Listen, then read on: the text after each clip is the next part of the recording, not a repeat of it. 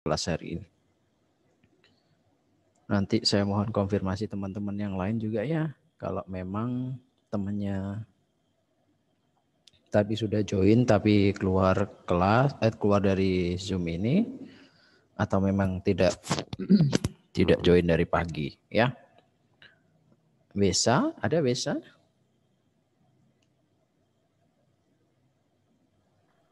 Halo Mister. Oke, ada ya Besa ya. Ya. Absen 2 Arya Putra.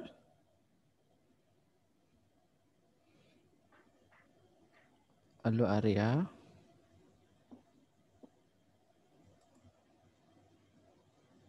Tidak ada ya. Absen berikutnya Brian. Ada. Oke, thank you Brian. Berikutnya David Gilen. Halo Gilen, ada nih Gilen. Halo Gil. Halo Gilen. Oke, kita lewatin dulu. Sharon, tadi ada Sharon ya, pimpin doa ya. Thank you Sharon. Berikutnya Franz. Ada Ustaz. Oke, terima kasih Franz. Berikutnya Gabriela 5D Alea. Ada Alea? Mohon infonya Alea sama siapa tadi? Arya Putra. Emang nggak ikut? Belum masuk kelas dari pagi. Mohon bantuannya ketua kelas atau teman-teman yang lain. Bisa chat, bisa juga diaktifkan audionya ya. Mohon bantuannya. Oke, berarti nggak ikut ya. Thank you, Besa sudah konfirmasi. Berikutnya George. Halo George, mana George? George nggak ada ya? Oh sakit. Thank you Franz. Sakit apa dia Franz?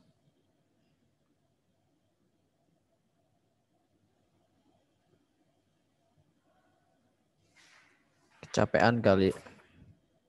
Dia ya, George ya. Kemarin Mr. Andi lihat dia kayaknya basket itu. Ya pasti kecapean habis basket. Gusti Ayu Sylvia. Ayu ada? Thank you yuk. Berikutnya Gede Panji. Hadir Mister. Oke, thank you Panji. Panji, Mr. Andi itu kebingungan. Nama kamu ada di kelas 9 apa 9C ya? Modelnya kamu itu namanya ada di kelas 9C. Sampai bingung saya kok nama Panji terus muncul. Itu juga saya nggak tahu Mister. Bentar ya, ada telepon. Iya Mister.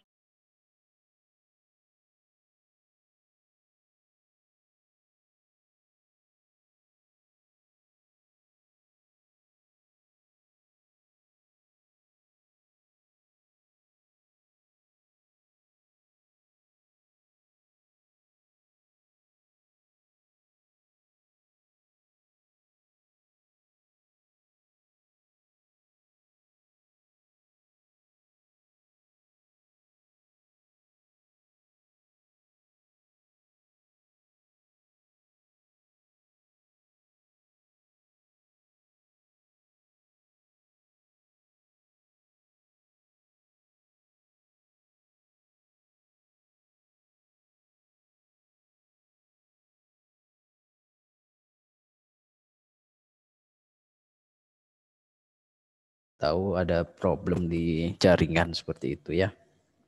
Oke, sorry Panji tadi keputus. Gimana Panji tadi untuk modelnya? Panji nggak tahu ya? Enggak Mister. Tapi sementara ini Panji ngirim-ngirim tugas di kelas ini nggak ada masalah kan? Enggak Mister. Oh iya, cuman mungkin muncul 2 nama saja, nggak apa-apa lah. Cuman kan kadang kan lupa saja guru karena tiba-tiba muncul namanya di sana. belum mengumpul tugas gitu kan, kaget aja, wih kok ada satu anak belum ngumpul tugas, ternyata namanya Panji. Nanti pas ditanyain di kelasnya, Mister Panji bukan di kelas ini, Miss Panji bukan di kelas ini, ya, akhirnya bingung. Kita juga belum ngasih tahu sih ke Mister Kadek yang bagian IT-nya. Oke, nggak apa-apa, yang penting selama nggak ada kendala, saya rasa sih itu hal yang biasa ya. Oke, berikutnya Putu Arya Kurniawan. Aka ada? Nah ini Aka sudah ikut atau belum dari kelas ibadah tadi pagi? Mohon konfirmasi bantuannya anak-anak. Sambil saya lewatin ya. Jacqueline, ada Jacqueline? Oke, Mister. Oke, thank you Jacqueline. Berikutnya Kimberly. Kimberly Gracia. Halo Kim. Kimberly. Duh, mungkin masih ada halangan. Michael Jonathan. Jonathan. Oke, thank you Jonathan. Putu Anin. Dia Anin. Thank you Anin. Berikutnya Putu Eka Asyih Marvela. Ada Vela? Oke, berikutnya Quincy. Oke, thank you Quincy. Berikutnya Ido. Ada Mister. Thank you Do. Berikutnya Shendin Sugiarto. Oke, thank you Lin. Berikut yang terakhir Fania. Thank you Fania. Oke, maaf ya. Bentar saya sedang membuka Moodle. Bentar saya ada mau cross check sebentar untuk di kelas ini ya.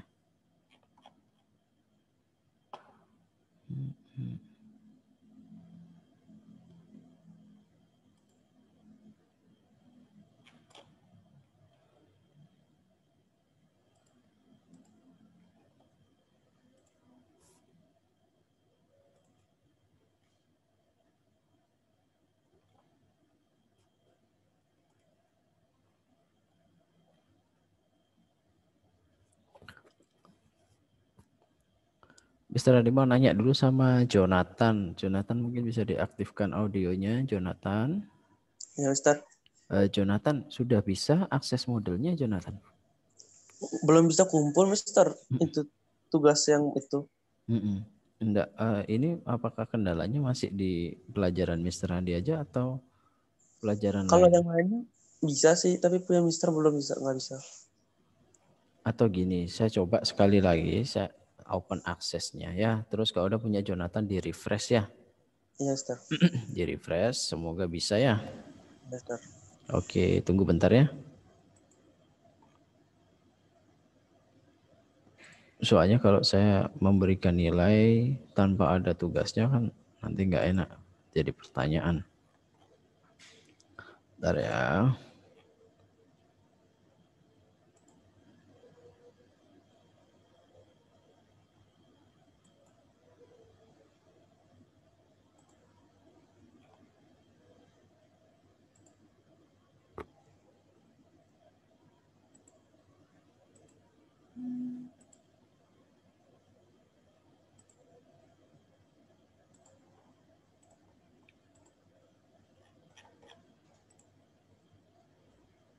Ya sudah Jonathan silakan ya.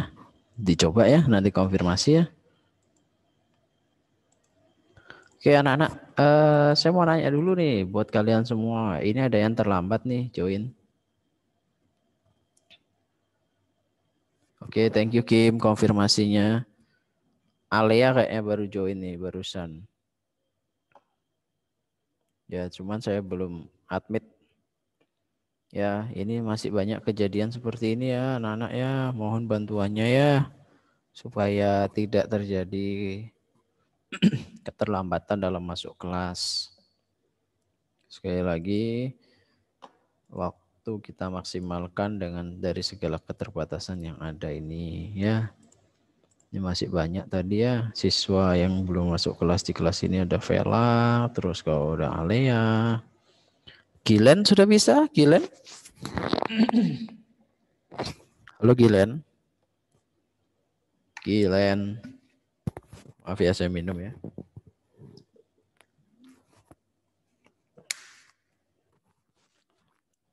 Franz, mungkin bisa bantu Fran, telepon Gilen Fran. Barangkali dia ini Fran. Lupa kalau ada kelas Fran. Tolong ya Franz ya. Coba telepon Mister. WA. Ya. Kalian biasanya katanya keluar gitu, Mister. Tapi ini namanya masih ada di sini nih Panji. Enggak, dia keluar dia, tapi Zoom-nya masih ada. Oh gitu. Coba dia suruh join lagi ya. Enggak, misalkan dia kan join, Oh. tapi dia ditinggal Zoom-nya, dia mau keluar kemana gitu. Oh, melali dia. Ya kadang gitu. Beh. Situ Makanya. tak tanya, dia bilang keluar. Oh. Coba Franz hubungin dulu ya Franz ya. Soalnya ya kan jelek rasanya kalau kita ikut pembelajaran tapi cuma diaktifkan aja nanti enggak ada kan. Mr. Andi sekarang simpen dia dulu deh di waiting di ruang tunggu untuk join ininya ya. Biarin dia di luar dulu. Oke. Saya lanjut dulu, saya nggak menunggu yang lain ya. Karena ini hal yang penting saya harus sampaikan sama kalian mengenai ujian praktek anak-anak. Saya diinfo Miss Elis minggu lalu bahwasanya kelas 9 tetap ada ujian praktek ya secara virtual ya. Nanti ujian prakteknya itu dilaksanakan atau disesuaikan dengan pembelajaran masing-masing. Jadi hampir semua mata pelajaran nantinya ada ujian praktek anak-anak. Ini perlu kalian ketahui. Ya contohnya lah yang paling sederhana agama ya, khotbah biasanya kalau Mr. Ronald, kalau PJOK ya pasti melakukan aktivitas gerak kan gitu. Ya. Nah, minggu lalu saya udah sampaikan ini ya, sepintas ya, mengenai ujian praktek. Sudah apa belum? Mohon konfirmasinya Panji atau ketua kelas? Atau yang lain? Saya sudah sampaikan mengenai perihal ujian praktek, anak-anak. Bisa diaktifkan audionya? Saya nggak ingat sih. Nggak ingat. Belum kayaknya. Belum ya. Oke, thank you Besa. Ya, saling mengingatkan kita ya, supaya bisa berjalan dengan baik ya, supaya kalian nggak kaget, Miss kok tiba-tiba ada ujian praktek kita nggak tahu gitu kan.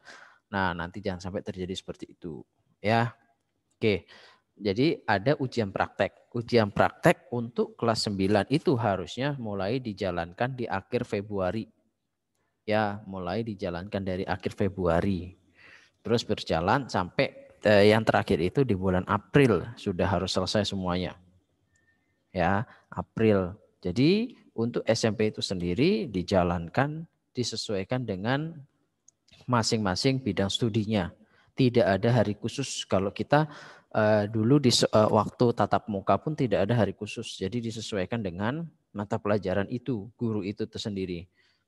Oke, kalau dulu-dulu baru ada hari khusus selama 1 minggu full ada ujian praktek. Ya, nah ujian praktek itu nantinya dilaksanakan sekali lagi oleh mata pelajaran. Tapi tidak keseluruhan, kalau nggak salah sekitar 75% dari seluruh bidang studi yang ada. Seperti PJOK, Bahasa Bali, terus kalau udah IPA, TIK, terus kalau udah apa lagi ya? TIK ya, kalau kalian prakarya ya.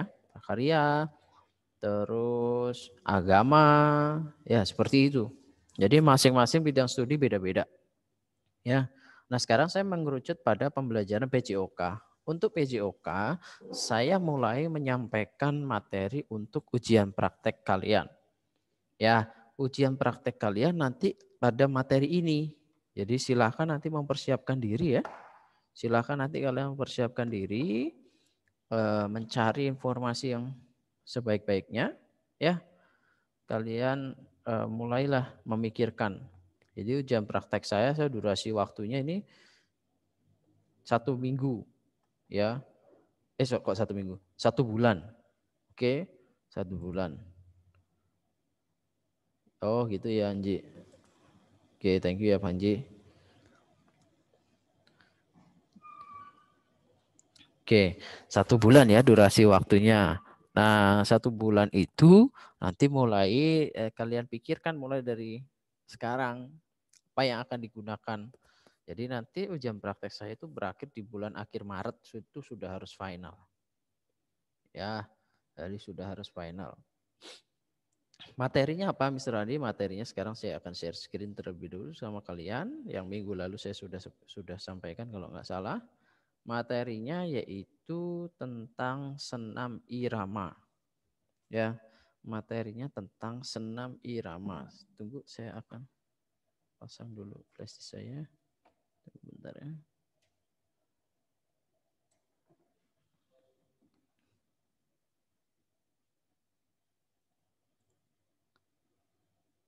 Senam irama.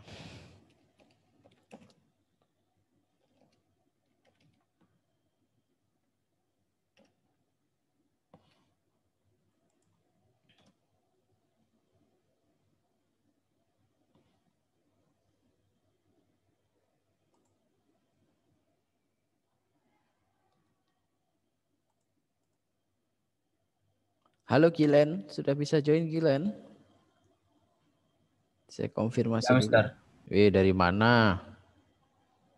Saya dari toilet dari tadi, Mister. Oh, pasti absen dulu Zoom-nya ya. Habis itu Gilennya kabur ya. Baru mandi ya. Jonathan enggak bisa juga ya? Oh. Iya, Mister. Belum bisa juga ya? Padahal modelnya aktif nih Mr. Andi. Mr. Andi open access dia nih. Untuk pengumpulannya.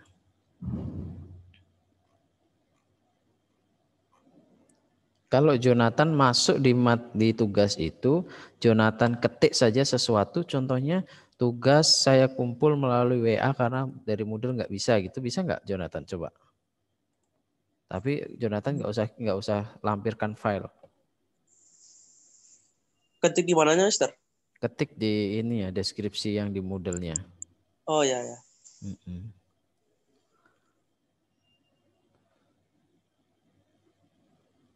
Anak-anak, saya mau nanya nih, ini sekarang Alea kan ada di waiting room.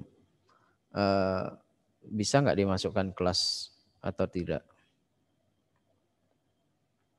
Sebaiknya dimasukkan kelas kita atau enggak? Keterlambatannya sudah 25 menit ya. Kalau kita hitung dari ibadah berarti sudah 55 menit. Sebaiknya dimasukkan kelas apa tidak? Karena ini sudah kebiasaan menurut saya. Enggak terganggu ya dari siswa yang baru join.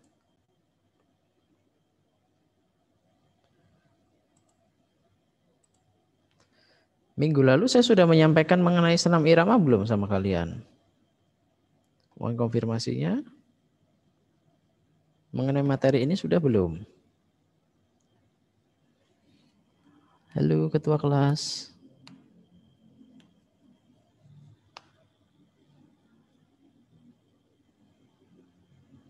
Panji.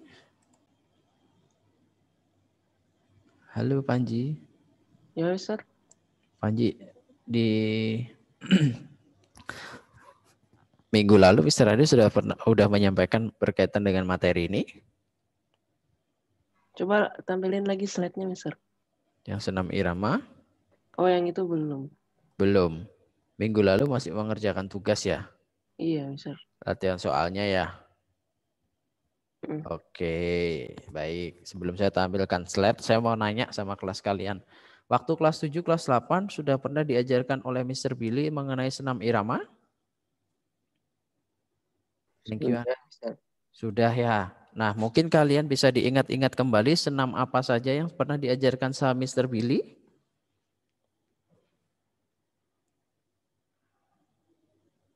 Coba diingat-ingat kembali seluruh siswa yang sudah tahu bisa chat ke saya. Atau senam apa saja yang pernah kalian lakukan selama kalian bersekolah?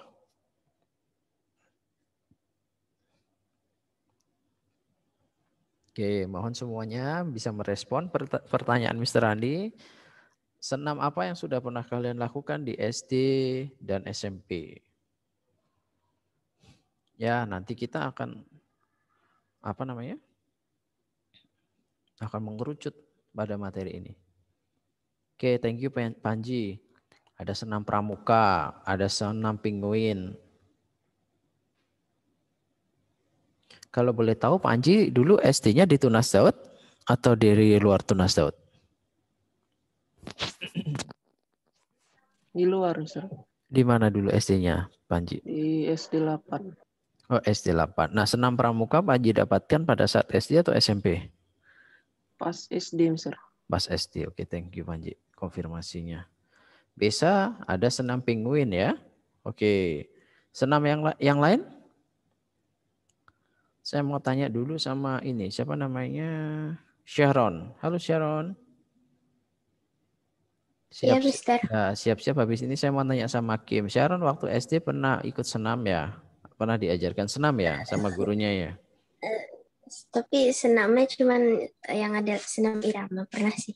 Tapi agak jarang. Oke, senam irama ya. Masih ingat gak namanya? Kayak senam penguin pernah, Mister. Oke, sip. Ya, thank you Sharon. Kimberly, halo Kimberly. Halo Kim.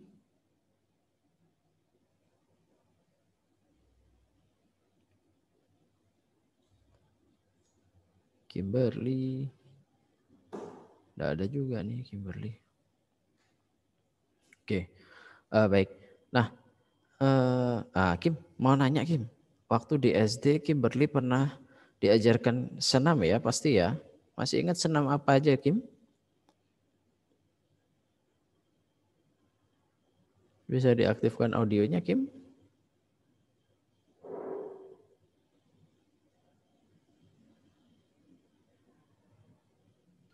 Senam penguin? Waktu di SD ya atau di SMP? SD. Di SD. Oke, selain senam penguin? SKJ gitu? Mau Mary apa ya? Oh namanya? iya, mau mere ya. Poco-poco gitu ya? Iya, Sir. Poco-poco mau mere. Oke, nah saya dapat informasi dari kalian. Senam yang pernah dilakukan seperti senam pramuka, senam penguin, senam maumere, senam poco-poco ya. Nah sekarang saya akan share terlebih dahulu apa sih itu senam ya.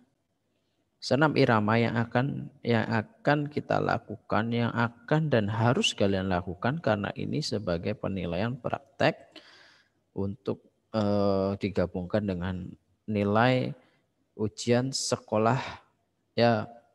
US nilai sekolah, nanti ujian sekolah itu sebagai nilai akhir di semester 2 ini kalian ya. Nanti penggabungannya yaitu nilai praktek dan nilai US. Oke, makanya tolong diperhatikan ya. Nah, senam itu sendiri pengertiannya adalah senam irama, gerakan senam ataupun gerakan bebas yang dibarengi dengan musik atau nyanyian sesuai dengan irama yang mengikutinya. Sudah jelas ya namanya juga senam irama kan. Irama ini berarti dari lagu atau musik ya. Nah gerakannya bebas tetapi tidak ngawur. Ada temponya. Oke? Ada hitungannya. Ya. Bisa dipahami? Nyanyian sesuai dengan irama yang mengikutinya. Ya. Nah, adapun unsur yang terdapat dalam senam irama. Ini unsur-unsur yang harus kalian perhatikan dalam senam irama. Kalau unsur-unsur dalam basket apa saja? Kecepatan, kekuatan, ketepatan, daya ledakan. Tapi kalau senam irama ini unsurnya yang perlu kalian perhatikan adalah keluasan. Apa itu keluasan? Ada yang tahu keluasan? Anin mungkin bisa dibantuin. Apa itu keluasan Anin? Anin. Mana Anin? Halo Anin.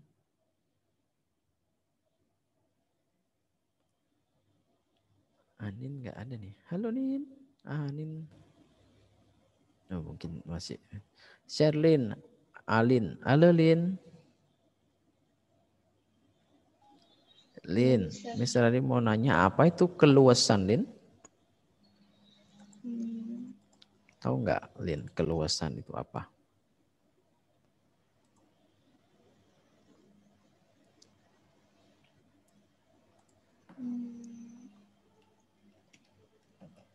Ayo.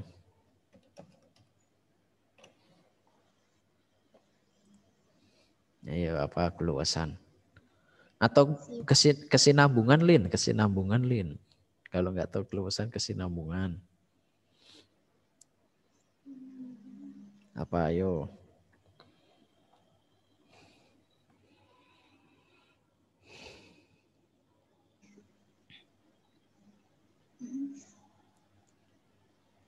Belum tahu juga ya?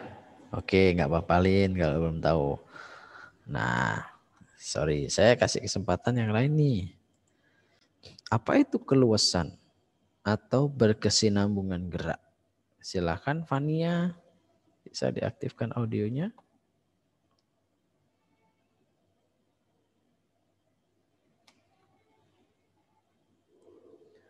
Fania. Thank you Anin. Menurut Anin, keanggunan dan ketepatan dalam senam irama itu yang disebut dengan keluasan ya Anin ya. Fania mungkin bisa diaktifkan audionya. Saya minta pendapat Fania.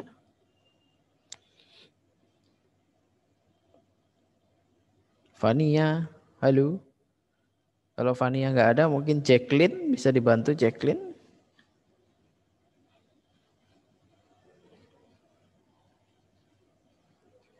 Jacqueline, halo.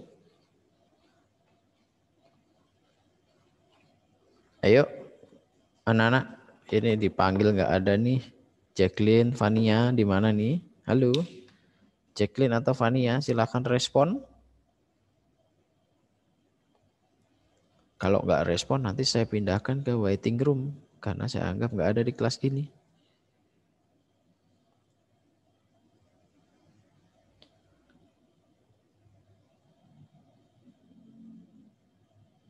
Kok punya Jacqueline kendalanya sama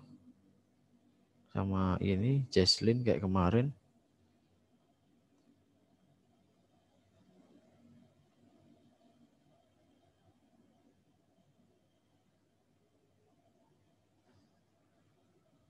Oke, thank you Fania. Gerakan yang dilakukan dengan santai atau tidak kaku, itu namanya keluasan ya.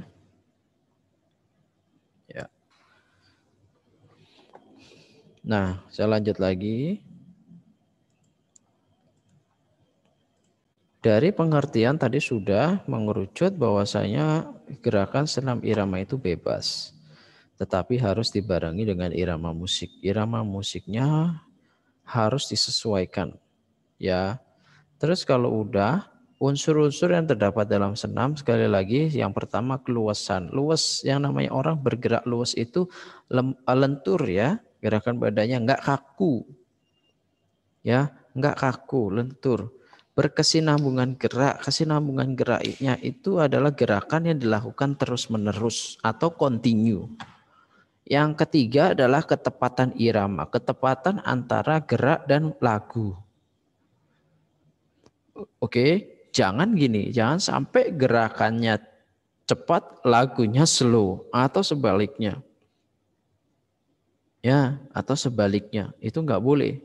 Nah, rangkaian senam irama dapat dilakukan dengan cara berjalan, berlari, melompat, loncat, serta ayunan dan putaran tangan. Jadi sering kali kita katakan yang namanya senam irama itu adalah gerakan seluruh tubuh bergerak. Ya, jadi ada olahraga yang aktivitas geraknya itu seluruh tubuh bergerak aktif.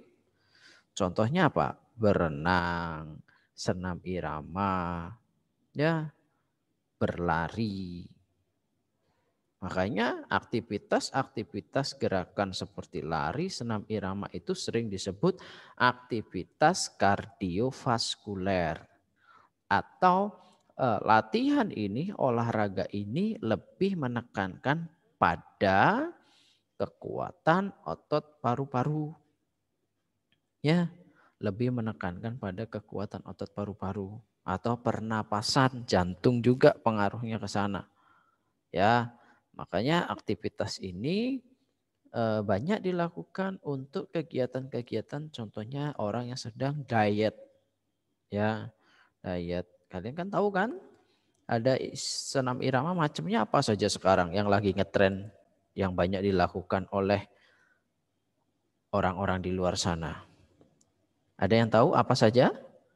Senam-senam yang sering dilakukan, senam iramanya apa saja? Ada yang tahukah? Di grup ini silakan diaktifkan audionya.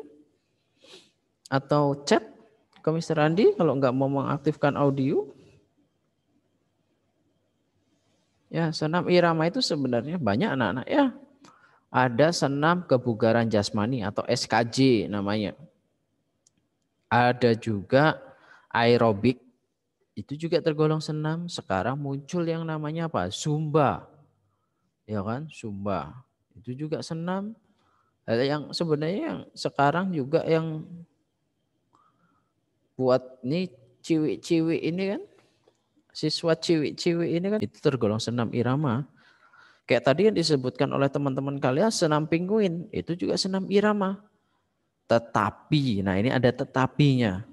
Tetapi aktivitas itu tidak tepat dilakukan di lingkungan sekolah.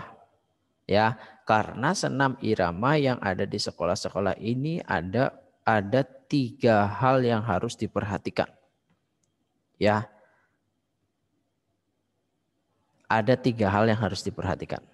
Yang pertama, saya share screen dulu 3 hal tersebut yang harus diperhatikan pada saat kita melakukan senam irama. Saya tidak membahas ini ya anak-anak ya. Nah, sorry, ini saya bahas sedikit. Manfaat senam irama, ada manfaat fisik, mental, dan sosial. Ya, manfaat fisiknya akan mengembangkan kemampuan daya tahan, otot, kekuatan, dan semuanya. Manfaat mentalnya, rutin melakukan mampu menggunakan kemampuan berpikir secara aktif dan kreatif.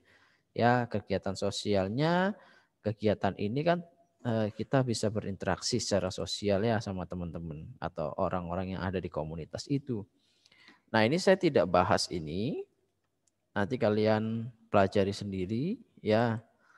Ada langkahnya, langkah kaki, gerak tangan, ayunan, ya ke depan, ke samping. Nah, ini yang saya akan bahas. Ini yang perlu kalian perhatikan nanti pada saat kalian menjalankan yang namanya ujian praktek itu. Jadi yang perlu kalian perhatikan pada saat senam irama itu adalah 3 bagian ini. Yang pertama harus mencakup yang namanya pemanasan. Ya, oke. Yang pertama harus mencakup yang namanya pemanasan. Yang kedua harus mencakup yang namanya inti atau gerakan inti. Yang ketiga harus mencakup yang namanya gerakan pendinginan. Jadi 3 aktivitas ini terangkai dalam sebuah aktivitas senam irama. Dan itu harus muncul di sana. Ya, itu harus muncul, itu harus terlaksana, dan itu sangat mudah dibedakan. Sangat mudah membedakan antara pemanasan, inti, dan pendinginan. Oke. Nah, saya bahas terlebih dahulu satu persatu. Pemanasan sering kita sebut warming up ya. Warming up. Apa sih manfaat pemanasan? Coba bisa diaktifkan audionya? Bisa. Ya, Mister. Iya. Apa Mungkin manfaat pemanasan, Nak? supaya saat kita melakukan olahraga tidak cedera. Oke.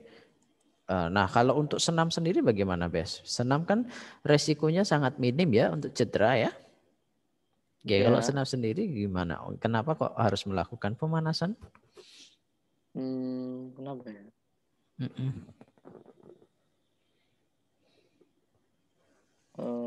Ayo. Nggak tahu, Mister. Nggak tahu ya. Mungkin ada yang tahu yang lain. Silakan anak-anak. Idu. Halo, Du. Iya. Ya, Do. Apa manfaat pemanasan saat kita senam, Do? Thank you, Ayu. Sebentar saya bahas ya, Yuk. Silakan. Saya sih tahunya cuma biar nggak cedera. Biar apa, Do? Maaf. Biar nggak cedera. Biar nggak cedera ya, sama dengan biasa ya. Iya. Oke, thank you, Do. Nah, ini ada dari Ayu dan Fania. Saya bahas ya. Ayu mengatakan meningkatkan suhu tubuh sebelum berolahraga. Good, betul sekali. Apa sih meningkatkan suhu tubuh? Ya. Badan manusia itu pada dasarnya hangat, anak-anak. Badan manusia pada dasarnya memang sudah hangat, ya. Tetapi kalau kita akan melakukan aktivitas olahraga apapun, ya, harus didahului yang namanya pemanasan. Ya, suhu tubuhnya kalau kita melakukan pemanasan semakin hangat lagi. Sehingga aliran darah ke seluruh tubuh semakin lancar. Dampaknya apa? Terhindar dari cedera yang dikatakan tadi oleh dua teman kalian, Besa sama Idu. Ya, Fania menambahkan juga untuk menambah fleksibilitas. Betul, menambah fleksibilitas. Apa itu fleksibilitas? Fleksibilitas itu kelentukan atau kelenturan tubuh seseorang. Ya, Mister, kan senam itu kan tidak berbenturan. Seperti basket atau sepak bola atau bela diri. Kok harus pakai pemanasan? Senam kan kita sendiri. Cederanya di bagian apa dong? Nah, ini perlu digarisbawahi. Ya, yang namanya pemanasan atau warming up itu penting sekali lagi. Entah itu dari olahraga senam, ya, olahraga apa lagi yang tidak berbenturan, yang tidak kontak fisik, berenang, ya, apalagi bersepeda ya, bersepeda, ya itu harus. Karena apa? Kalau tubuh kita sudah siap, peredaran darah sudah lancar ke seluruh tubuh, stretching kita benar, pemanasan kita benar, meningkatnya fleksibilitas tubuh, sehingga apa? Saat kita melakukan gerakan-gerakan pada aktivitas olahraga tersebut, tubuh kita bisa nyaman. Dan selesainya kita melakukan aktivitas itu, badan kita nggak pegal-pegal, capek, dan lain sebagainya. Ya, jadi sering terjadi pegal, capek dan lain sebagainya itu karena tubuh kita belum siap dan kita paksakan melakukan gerakan-gerakan itu. Itu pemanasan. Nah, yang kedua, dalam aktivitas senam irama, kalian nantinya harus masuk pada yang namanya gerakan inti. Setelah warming up atau pemanasan, kalian masuk pada gerakan inti.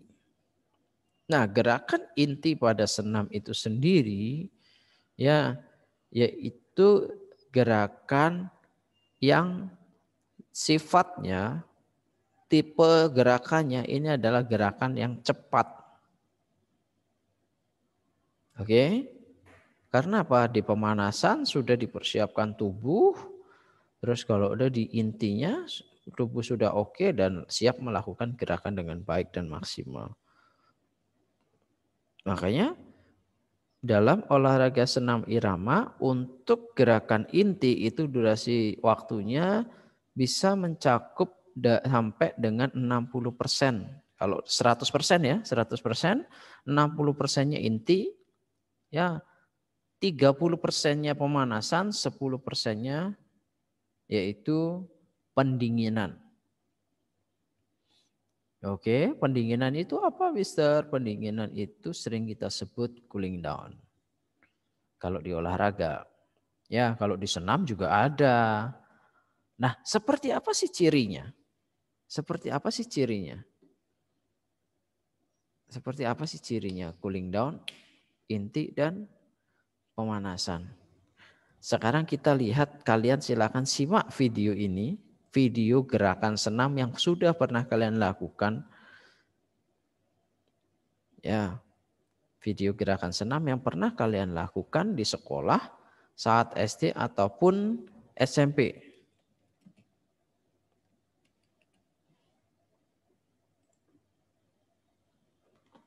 Tunggu ya, saya share screen dulu ya.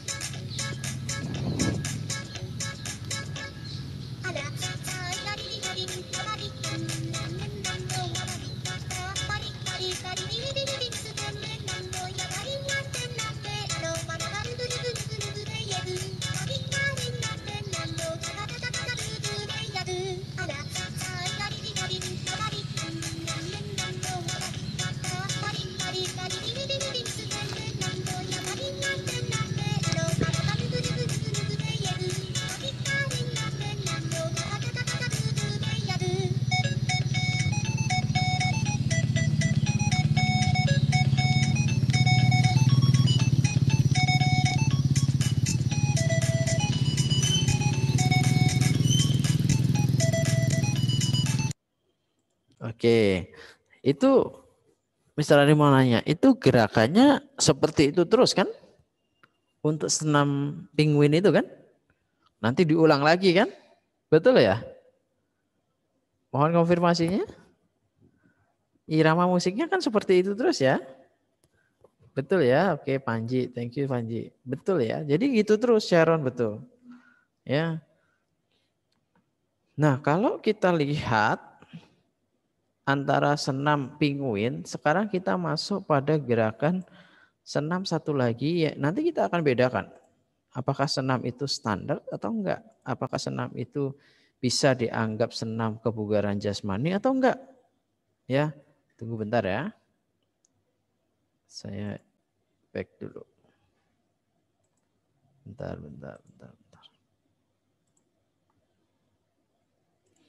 Senam apa tadi satu lagi? Senam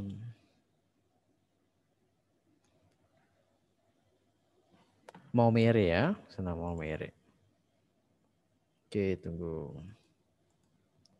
Senam Maumere ini nggak beda jauh harusnya, sama dengan senam penguin ya.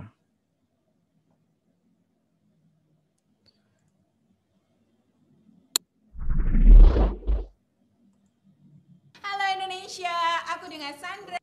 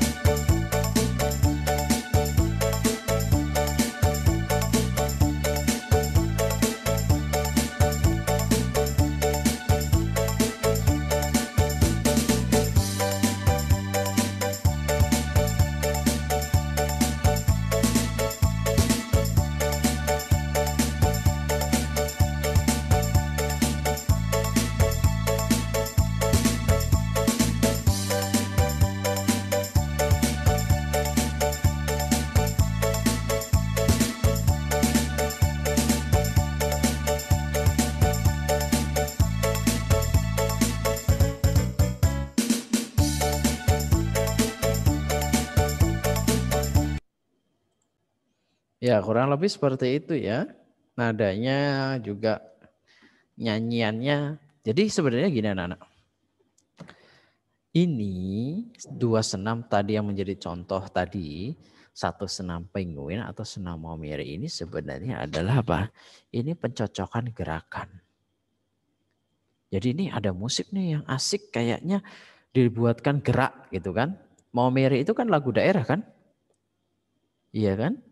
Maumere itu lagu daerah NTT sana. Nah, ini musiknya ini kok enak nih kalau ada gerakannya gitu kan. Dibuatkanlah sebuah gerakan. Senam Penguin juga demikian. Ini musiknya enak nih. Bagus nih. Tak buatin gerakan. Itu. Tetapi dua contoh senam ini tidak mencakup yang namanya pemanasan inti dan pendinginan.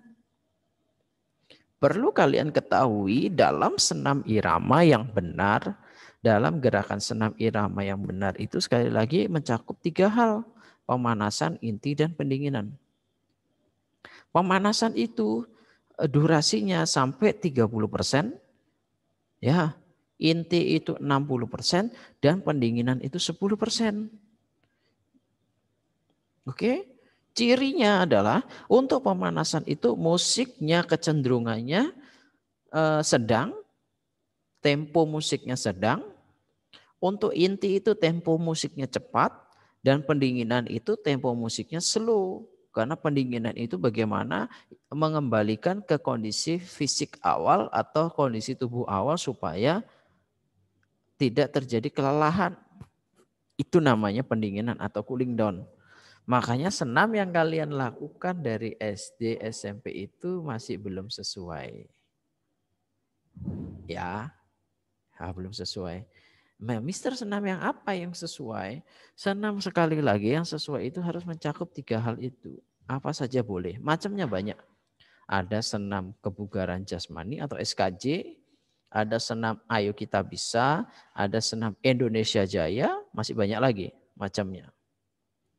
Kita lihat dulu videonya ya, kita lihat saksikan videonya supaya kalian bisa membedakan. Nanti saya akan potong-potong ya videonya, saya akan bagi dalam artian gini, ini loh yang namanya pendinginan, ini loh yang namanya inti, ini loh yang namanya pemanasan. Ya, saya akan bagi-bagi gerakan itu sendiri. Ya, oke, tunggu sabar sebentar.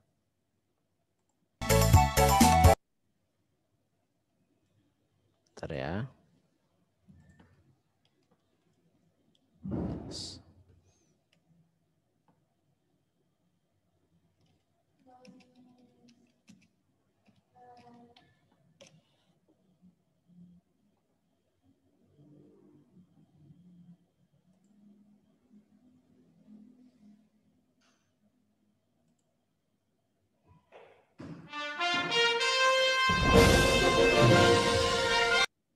Kita akan mulai dari pemanasan terlebih dahulu ya. Ciri daripada gerakan pemanasan nanti bisa kalian perhatikan pada video kali ini.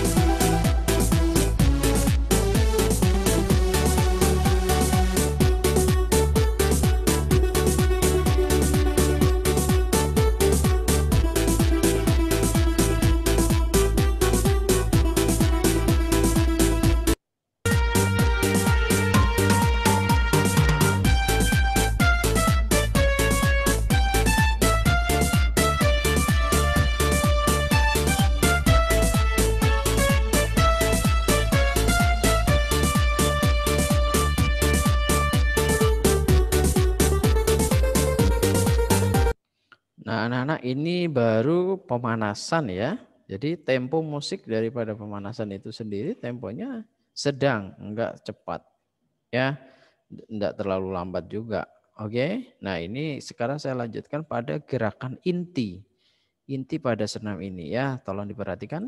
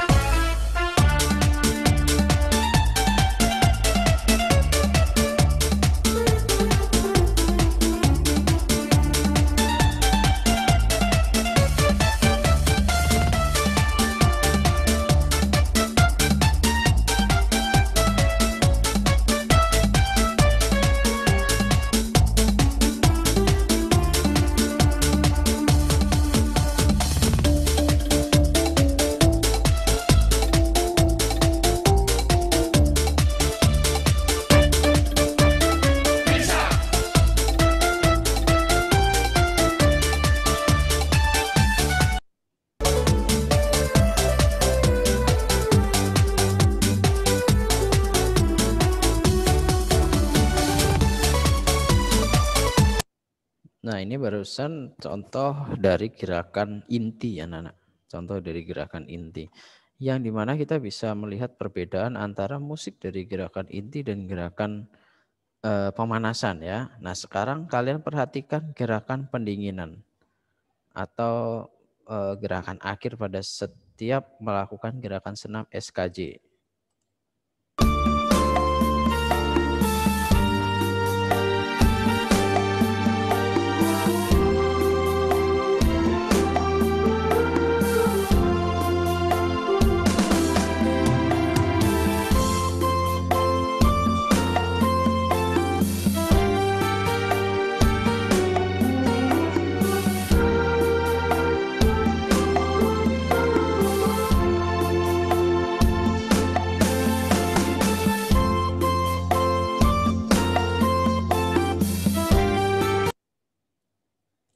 Oke, nah itu ya, kita bisa melihat kan nampak sekali perbedaannya ya antara pemanasan, inti, dan pendinginan. Nah, nantinya kalian akan membuat video dalam ujian praktek itu kalian harus mencakup 3 hal ini, pemanasan, inti, dan pendinginan. Berarti tidak bisa menggunakan senam penguin, senam poco-poco, senam mau miring, nggak bisa. Karena senam itu tidak mencakup ini. Dia hanya mencakup yang namanya inti saja. Pendinginannya nggak ada. Apalagi ini ya Zumba ya sekarang ya. Banyak kan ngetren kan Zumba di mana-mana kan. Komunitas-komunitas Zumba itu banyak sekali. Kalau Zumba lebih ekstrim lagi. Dia pakai musik-musik yang lagi ngetren sekarang. Musik apa saja bisa dipakai kalau Zumba. Tergantung kreativitasnya dari seorang pemimpin gerakan itu. Ya, jadi Zumba kita mau pakai lagu apa yang lagi ngetren? Ya, bisa, semuanya bisa kalau Zumba. Ya, mau pakai musik slow, musik cepat atau sangat cepat sangat bisa kalau Zumba. Tapi kalau SKJ, senam kebugaran jasmani yang di sekolah, senam irama ini tidak bisa. Ada aturannya. Harus mencakup 3 hal ini. Oke? Bisa dipahami anak-anak ya? Waktu saya sudah lewat 2 menit supaya saya tidak menyita waktu kalian untuk istirahat terlalu panjang. Nanti kalian bisa mulai berpikir apa yang akan kalian tampilkan nanti pada saat pengumpulan ujian praktek itu. Ya, mohon bisa dipersiapkan. Karena ujian praktek ini sangat penting. Mungkin ada pertanyaan dari anak-anak?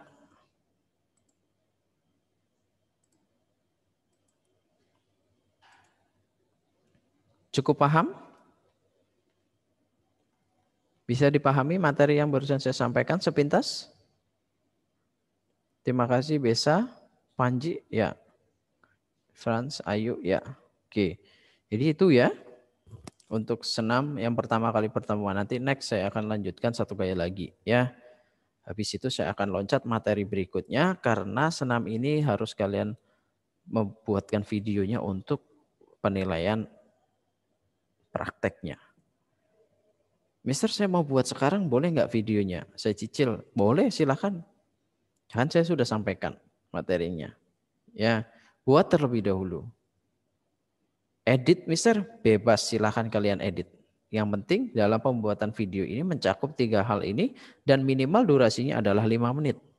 Maksimal durasinya ada batasan, Mister? Tidak ada batasan, minimal 5 menit. Ya. Oke, itu saja. Selamat melanjutkan pembelajaran berikutnya. Tuhan Yesus memberkati.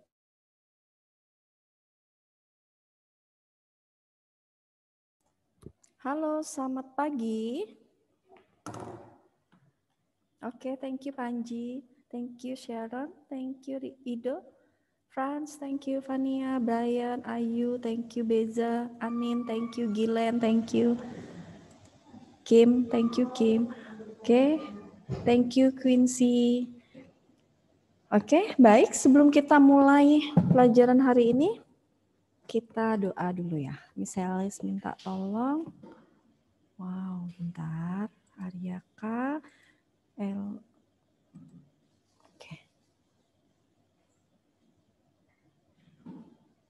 Oke, baik. Sebelum kita mulai pelajaran, kita doa dulu. Saya minta tolong Ayu bisa bantu dalam doa. Ayu. Teman-teman, mari kita berdoa. Tuhan Yesus, sekarang kami akan belajar tes. Tuhan berkati kami agar dapat mengerti pembelajaran hari ini dengan baik. Terima kasih Tuhan Yesus. Haleluya. Amin. Amin. Thank you Ayu. Baik, untuk hari ini kita akan melanjutkan materi yang kemarin ya. Berarti hari ini misalnya mau mengingatkan kembali untuk tugas yang kemarin, ini kelas 9B, berarti yang belum mengumpulkan tugas ada Aryaka. Aryaka bisa dengar misalis ya. Untuk Aryaka bisa kasih tanda reaction kalau misalnya dengar suara misalis. Aryaka bisa dengar suara misalis. Oke, belum ada respon dari Aryaka. Untuk Aryaka nanti misalnya minta tolong kerjakan tugas LKS ya, karena minggu kemarin minggu kemarin Arya belum tidak masuk pas pelajarannya misalis. Jadi misalnya akan kasih tugas Aryaka ya, biar sama dengan tugas temannya. Di sini ada LKS halaman 119 sampai 121 bagian A. Ya Aryaka, nanti bisa kirim jawabannya saja ke HP-nya misalis ya, secara WA. Halaman berapa, Miss? Ya, 3796 3375. Oke.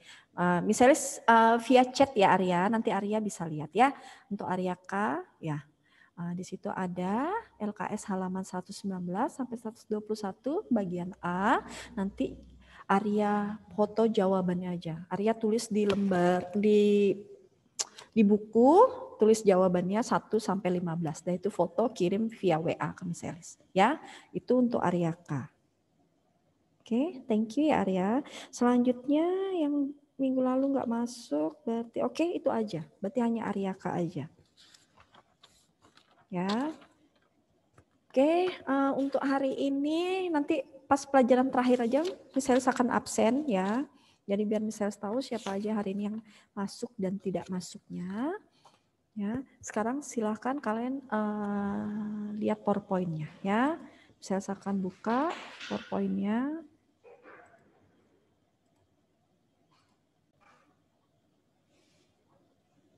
Kita akan melanjutkan materi selanjutnya yang minggu lalu ya. Jadi ini materi kita tentang pemanfaatan persaingan sebagai peluang meraih keunggulan ekonomi bangsa. Ya, nanti kalian bisa lihat di slide kalian masing-masing. Ya, kalau kalian memang tidak punya, kalian bisa download materinya Ya, kalau memang ada bermasalah dengan laptop atau apapun masalah download, nanti kalian bisa buka LKS kalian juga sudah ada di situ. Ya, LKS-nya nanti bisa dipelajari LKS-nya.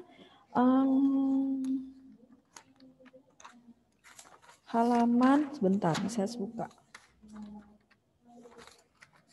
Ya, halaman 121 ya. Di LKS juga ada halaman 121.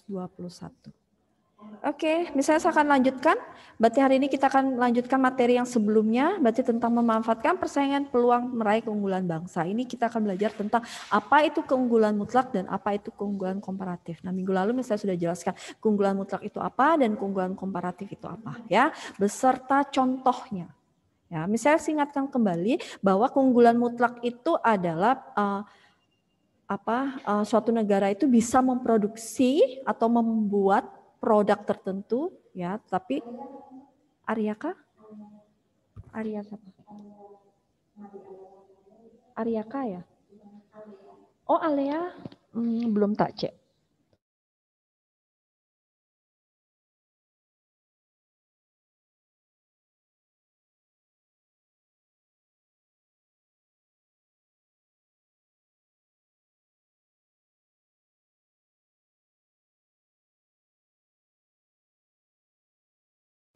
Oke, maaf, saya lanjutkan. Saya ingatkan kembali, keunggulan mutlak itu adalah suatu negara bisa memproduksi atau membuat produk tertentu, sedangkan negara lain itu tidak bisa. Ya, jadi itu yang disebut dengan keunggulan mutlak. Nah, ini kalian bisa lihat dari contohnya, misalnya sudah jelaskan minggu lalu. Contoh dari keunggulan mutlak kalian bisa lihat dari suatu kasus atau ya kasusnya. Produksi, ya, hasil kerja persatuan outputnya, nanti kalian bisa lihat negara mana yang bisa unggul. Nah, negara tersebut yang unggul dibandingkan negara lainnya, maka itu yang disebut dengan keunggulan mutlak. Ya, selanjutnya teori keunggulan komparatif itu sama, berarti dia bisa memproduksi, ya, suatu negara itu dapat memproduksi produk tertentu secara lebih murah dan lebih efisien. Jadi negara tersebut bisa produksi tetapi lebih murah dan lebih efisien, ya. Kita ambil contoh, kalian bisa lihat satu kasus dari keunggulan komparatif. Di sini ada Indonesia dan Jepang. Jadi kalau Indonesia dari tabel ini yang kalian bisa lihat, Jepang itu lebih unggul dari Indonesia, ya, dalam hal memproduksi TV maupun produksi motor. Maka itulah yang disebut dengan keunggulan komparatif, ya. Nah, kebalikannya Indonesia kita lemah, ya, lemah dibandingkan negara Jepang. Nah, berarti dia dalam hal produksi dua produk tertentu, ya. Nah, ini yang disebut dengan keunggulan komparatif. Nah, minggu lalu juga Anin sudah ada chat sama Miss Elis, bisa dilihat dari keunggulan atau kelemahannya. Iya, betul, ya, keunggulan mutlak dan keunggulan komparatif, ya. Selanjutnya kita akan, misalnya saya akan menjelaskan selanjutnya yang nomor 2 di LKS, kalian bisa buka halaman 122, ya. Bagaimana upaya menghadapi persaingan dalam perdagangan internasional. Ya, namanya perdagangan internasional pasti ada persaingan anak-anak. Bukan hanya perdagangan dalam internasional dalam jumlah atau skala besar, ya. Dalam hal yang kecil aja kita berdagang itu, ya, pasti mereka bersaing. Ya, kalian bisa lihat, ya. Biasa misalnya dalam satu kompleks perumahan ada yang buka warung, ya. Nah, tiba-tiba ada juga sebelahnya tetangganya juga buka warung. Nanti di ujung sana juga buka warung, ya. Jadi inilah yang disebut dengan persaingan, ya. Nah, kita lihat apa aja bagaimana upaya yang dilakukan untuk menghadapi persaingan. Yang pertama adalah mengamati pasar dan mengenali pesaing. Nah, yang kita lakukan di sini adalah para eksportir, ya. Ini perdagangan internasional. Para eksportir itu harus melihat. Mereka harus bisa melihat peluang, ya, potensi pasar juga mereka harus melihat, tergantung dari selera konsumen.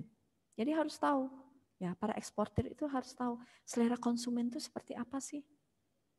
Ya, dia harus bisa mengamati, ya, mengamati keadaan pasar, ya, masyarakat yang gimana, masyarakatnya yang suka seleranya seperti apa, itu harus diamati para eksportir. Jadi eksportir itu bisa membeli dia bisa membeli barang atau mendatangkan barang sesuai dengan permintaan, atau dia mengamati selera masyarakat atau selera konsumen. Jadi dia bisa melihat ya kondisinya. Ya, jadi nggak buntung atau nggak secara mubazir datangkan barang, oh ternyata barangnya nggak laku, ya kan? Dan jadi para eksportir itu juga harus lebih bijak, juga harus lebih cerdas, ya.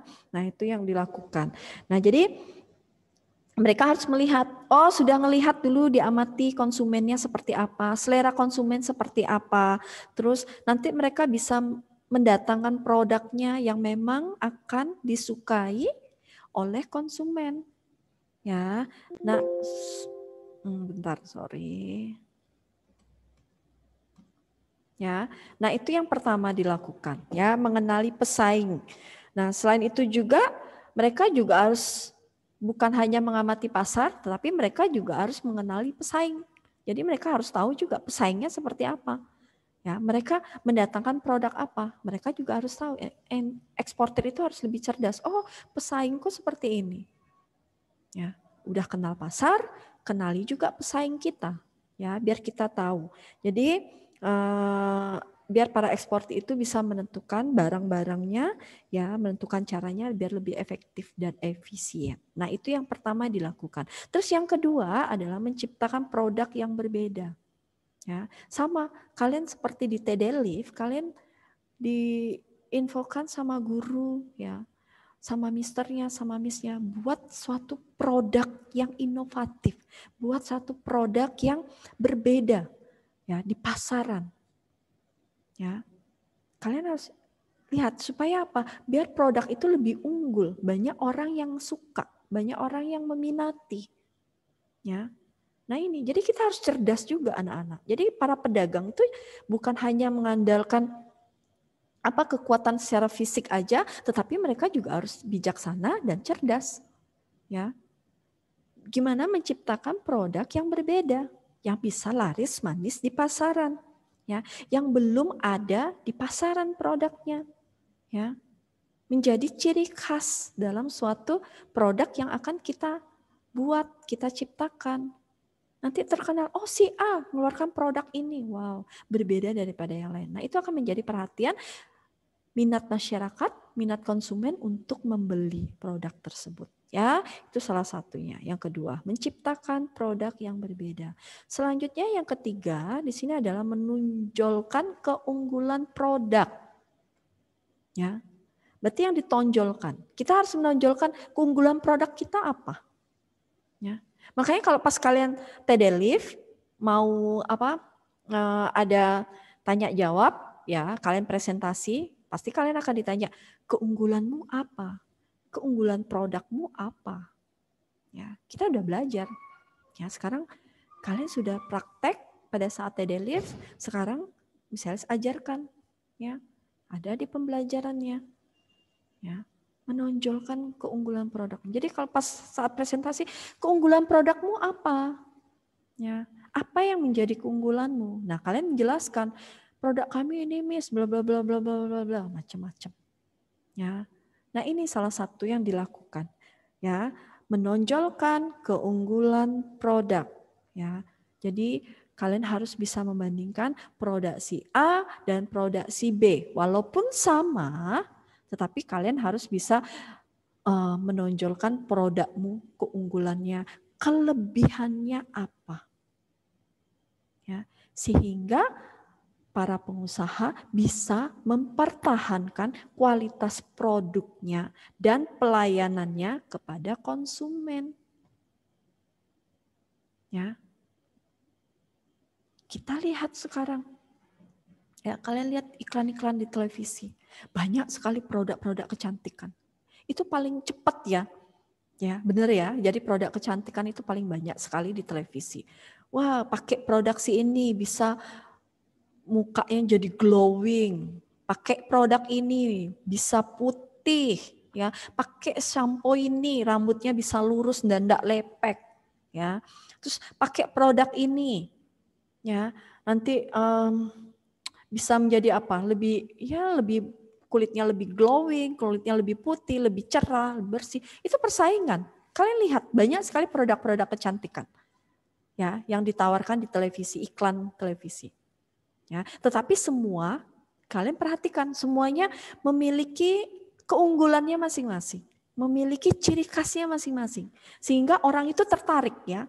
Ada produksi ini, dia pakai produk ini karena mungkin dari iklannya, kata-katanya yang bagus ya, sehingga orang niat, keinginan untuk membeli. Ya, nah misalnya masih ingat ada kakak kelas kalian yang tahun lalu ya di kelas ya masih di kelas 9A itu.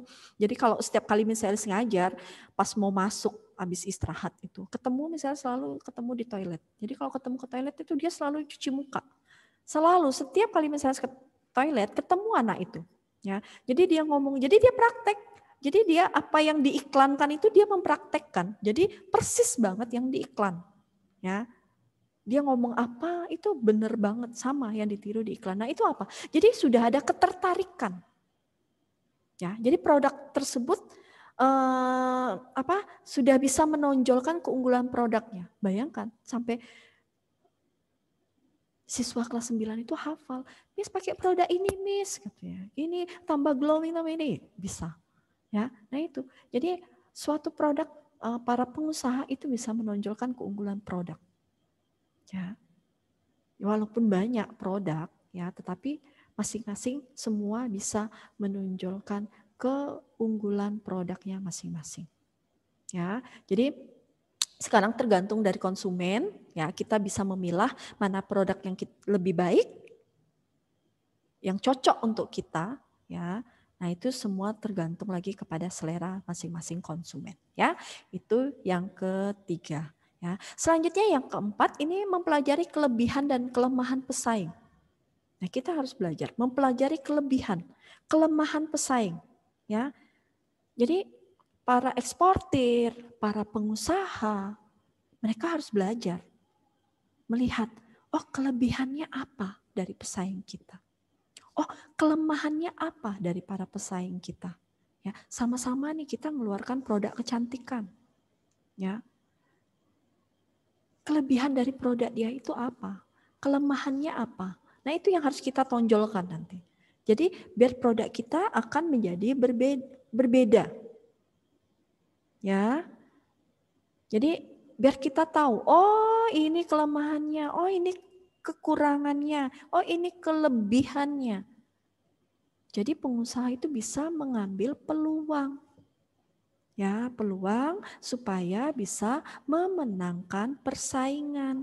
Tapi persaingannya secara sehat. Ya. Misalnya dengan cara memberikan pelayanan yang terbaik, ya. Terus menawarkan produk-produknya secara lebih inovatif, ya lebih kreatif ya, sehingga mereka bisa mengambil peluang pasar yang lebih terbuka. Ya, coba misalnya kalian pergi ke mall ya terutama produk kecantikan ya. Misalnya sambil contoh produk kecantikan, datang ke mall ya, baru datang silakan pakai produk ini, lagi promo, lagi diskon, beli 1 dapat 1, beli 2 dapat 2, misalnya seperti itu. Itu salah satu cara yang dilakukan. Ya. Jadi dia bisa melihat, oh produk sebelahnya kelebihannya itu. Jadi aku harus menonjolkan produk kelebihanku apa. Ya. Mungkin kalau pakai produk ini nanti wajahnya lebih bercahaya, lebih apa, ya. Nah, ini caranya. Ya, mempelajari kelebihan dan kelemahan pesaing sehingga kita tahu peluang pasarnya. Ya, itu yang keempat. Selanjutnya yang kelima adalah menawarkan harga yang bersaing. Ya. Menawarkan harga bersaing berarti nggak perlu kita turunkan harga. Ya, harga di sebelah tetangga kita jual sama-sama misalnya jual sabun. Di sebelah harganya 5.000 1 pieces. Warung kita ngelihat biar bisa bersaing, kita turunin jadi 4.000. Padahal kita beli modalnya 4.000. Kan tekor. Tidak perlu ya. Menawarkan harga yang bersaing tidak perlu dengan cara menurunkan harga. Ya, anak-anak. Banyak sekali strategi yang dilakukan. Ya, jadi untuk orang tertarik, konsumen membeli, ya banyak cara yang dilakukan. Misalnya dengan cara memberikan bonus.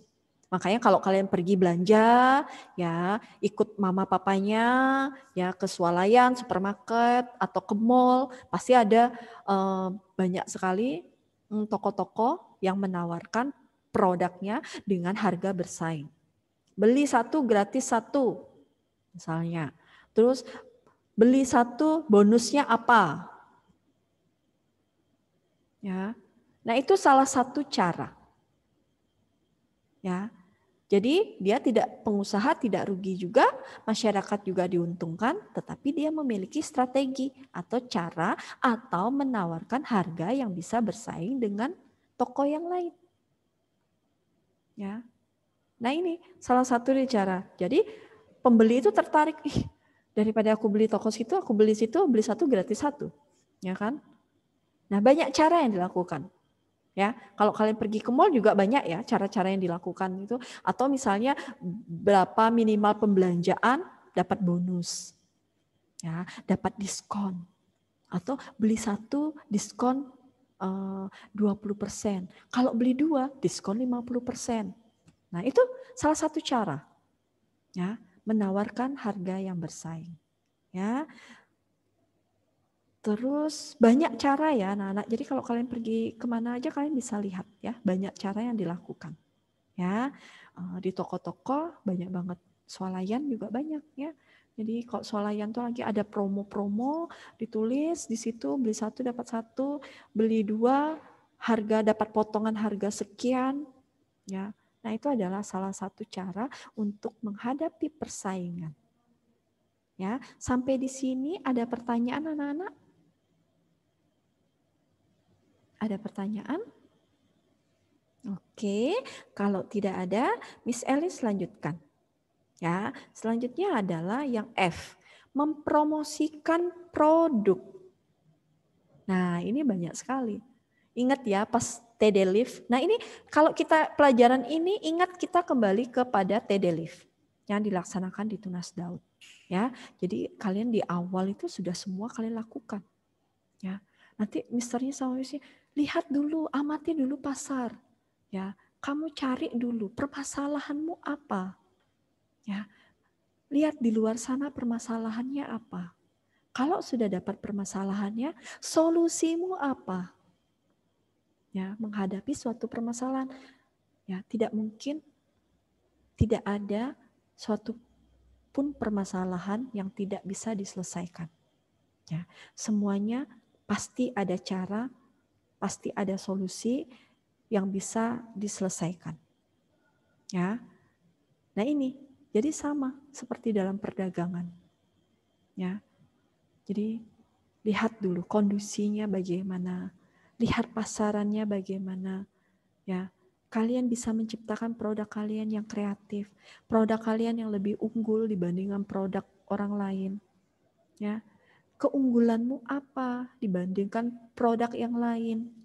Ya, kamu juga harus belajar ya kelebihan produk yang lain, kelemahan produk yang lain, biar kita bisa mempelajari semuanya, biar kita tahu.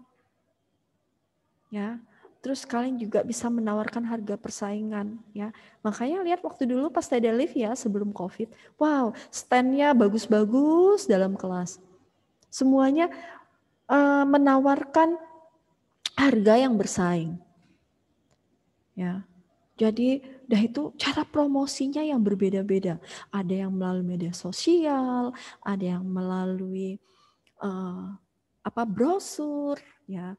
Ada yang mendatangi konsumen secara langsung, menawarkan kepada konsumen, ya, diiming-imingi, ya. Makanan kita ini makanan sehat, berbeda dengan yang lain. Kalau makan ini tidak membuat gemuk, ya. Harganya murah. Kalau beli segini dapat bonus ini. Ya. Nah itu ya banyak cara yang dilakukan. Nah ini termasuk mempromosikan produk. Ya, jadi sama cara memproduksikan produk itu adalah suatu cara atau upaya yang memang wajib dilakukan oleh pengusaha anak-anak. Ya, supaya apa? Supaya produk mereka dapat dikenal di pasaran.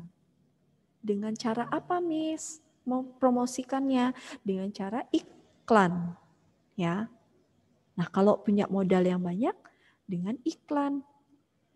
Ya, makanya di televisi banyak sekali iklan-iklan ya tentang produk-produknya. Supaya apa? Supaya masyarakat tahu. Oh, ini produknya, kegunaannya untuk ini, fungsinya untuk ini. Ya. Makanya kalau kalian amati di televisi, ya iklan-iklan yang ada itu semuanya kreatif.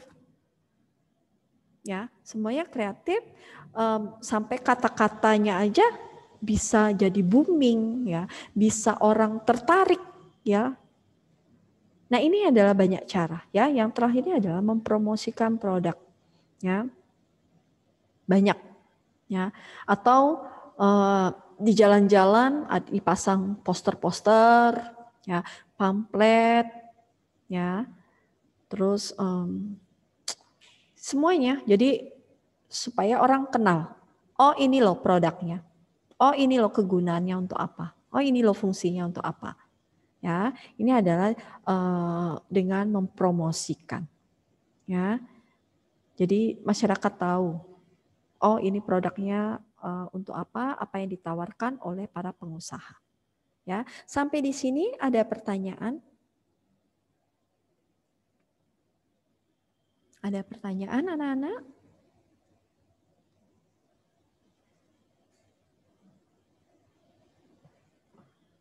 Ada pertanyaan?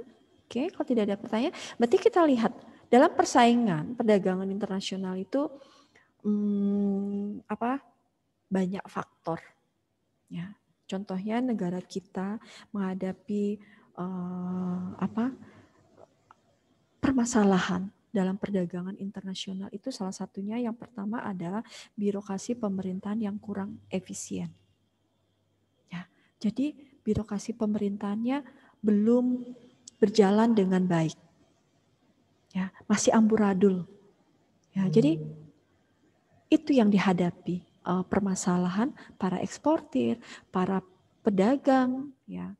Mereka belum tahu birokrasi pemerintahan Indonesia itu seperti apa yang baiknya, ya. Mereka masih bingung. Nah itu kendala yang pertama. Terus yang kedua apa? Lemahnya infrastruktur. Infrastruktur itu apa? Sarana pendukung, ya, kita nggak ada, ya, jadi infrastruktur kita masih kurang lengkap, ya, sehingga bentar, oke, Shelin, thank you, silakan yang mau ke toilet, ya. Jadi kalian bisa lihat, ya, infrastruktur Indonesia itu belum lengkap, fasilitasnya belum memadai. Sehingga belum bisa mendukung perdagangan internasional, masih banyak kendala. Ya, itu yang kedua. Terus yang ketiga apa? Banyaknya korupsi. Indonesia terkenal dari dulu sampai sekarang terkenal dengan korupsi. Ya, kalian lihat di berita sebentar-sebentar dapat OTT, ya. Ketangkep para pengusaha, para siapapun, mereka ketangkep karena mereka melakukan tindakan korupsi, memperkaya diri sendiri. Ya. Nah, ini masih menjadi kendala, ya, di Indonesia. Ya, selain korupsi apa? Ya. Kita masih lemah dalam hal hukum. Ya. Hukum kita lemah. Ya. Jadi soal tentang apa? Soal ketenaga kerjaan. Ya, para pekerja, para tenaga kerja dari luar atau di dalam, ya, misalnya tersandung kasus, hukum kita lemah. Ya, anak-anak, tapi kalian bisa lihat banyak sekali yang membuat hukum di Indonesia itu lemah. Contohnya apa? Jadi kalian bisa lihat, ya, banyak misalnya kayak info di Twitter, di media sosial, ya, seorang nenek mencuri ayam tetangganya atau mencuri buah atau mencuri apa, dihukum sampai puluhan tahun, ya. Tetapi kita lihat ada pengusaha atau apa, mereka lebih parah lagi mencuri. Ya, hukumannya lebih sedikit. Nah, ini kadang-kadang yang membuat hukum kita tidak adil. Ya. Jadi masih ada ketimpangan. Itu memang ada di Indonesia. Ya, jadi ketimpangan ya. Siapa tahu kalian di sini besoknya jadi para pengusaha, jadi apa? Pengacara, jaksa atau hakim ya, bagian dalam hukum. Tegakkan hukum ya untuk keadilan ya, masyarakat lemah ya, tenaga kerja yang memang membutuhkan perlindungan hukum ya. Ini masih kendala yang terjadi di Indonesia. Ya, banyak sekali ya. Oke, itu selanjutnya terus tentang adanya inflasi. Ya, kalau udah inflasi terjadi ya udah. Ya anak-anak, jadi harga barang semua meningkat. Ya, harga kebutuhan mahal. Nah, ini menjadi kendala juga dalam perdagangan internasional. Ya, inflasi. Selanjutnya kurangnya akses pembiayaan bagi kalangan petani. Ya. Jadi kalau kalian lihat para petani sebagian besar di desa ya, mereka belum terlalu mengenal teknologi. Ya anak-anak, belum mengenal teknologi. Jadi mereka pembayarannya mungkin aksesnya masih harus tradisional. Jadi harus berupa cash. Ya, mereka belum mengenal tabungan, belum mengenal pembayaran secara pakai mobile banking, pakai internet banking. Ya, mereka belum. Ya, aksesnya belum sampai ke sana. Jadi itu jadi kendala kita. Ya, kendala para petani-petani yang memang ada di desa itu kendalanya seperti itu. Mereka lebih senang mendapatkan uang cash. Ya, nah uang cash ini bisa dijadikan modal lagi, diputar lagi uangnya. Jadi mereka lebih nyaman dengan pendapatan uang cash dibandingkan secara transfer, akses internet atau apa ya, segala macam benda yang berbau teknologi.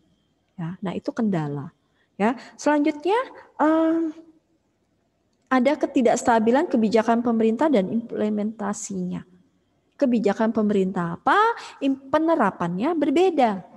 Nah, itu menjadi kendala. Biasa ya, ada aturan, ada kebijakan yang dikeluarkan, tetapi berbeda prakteknya.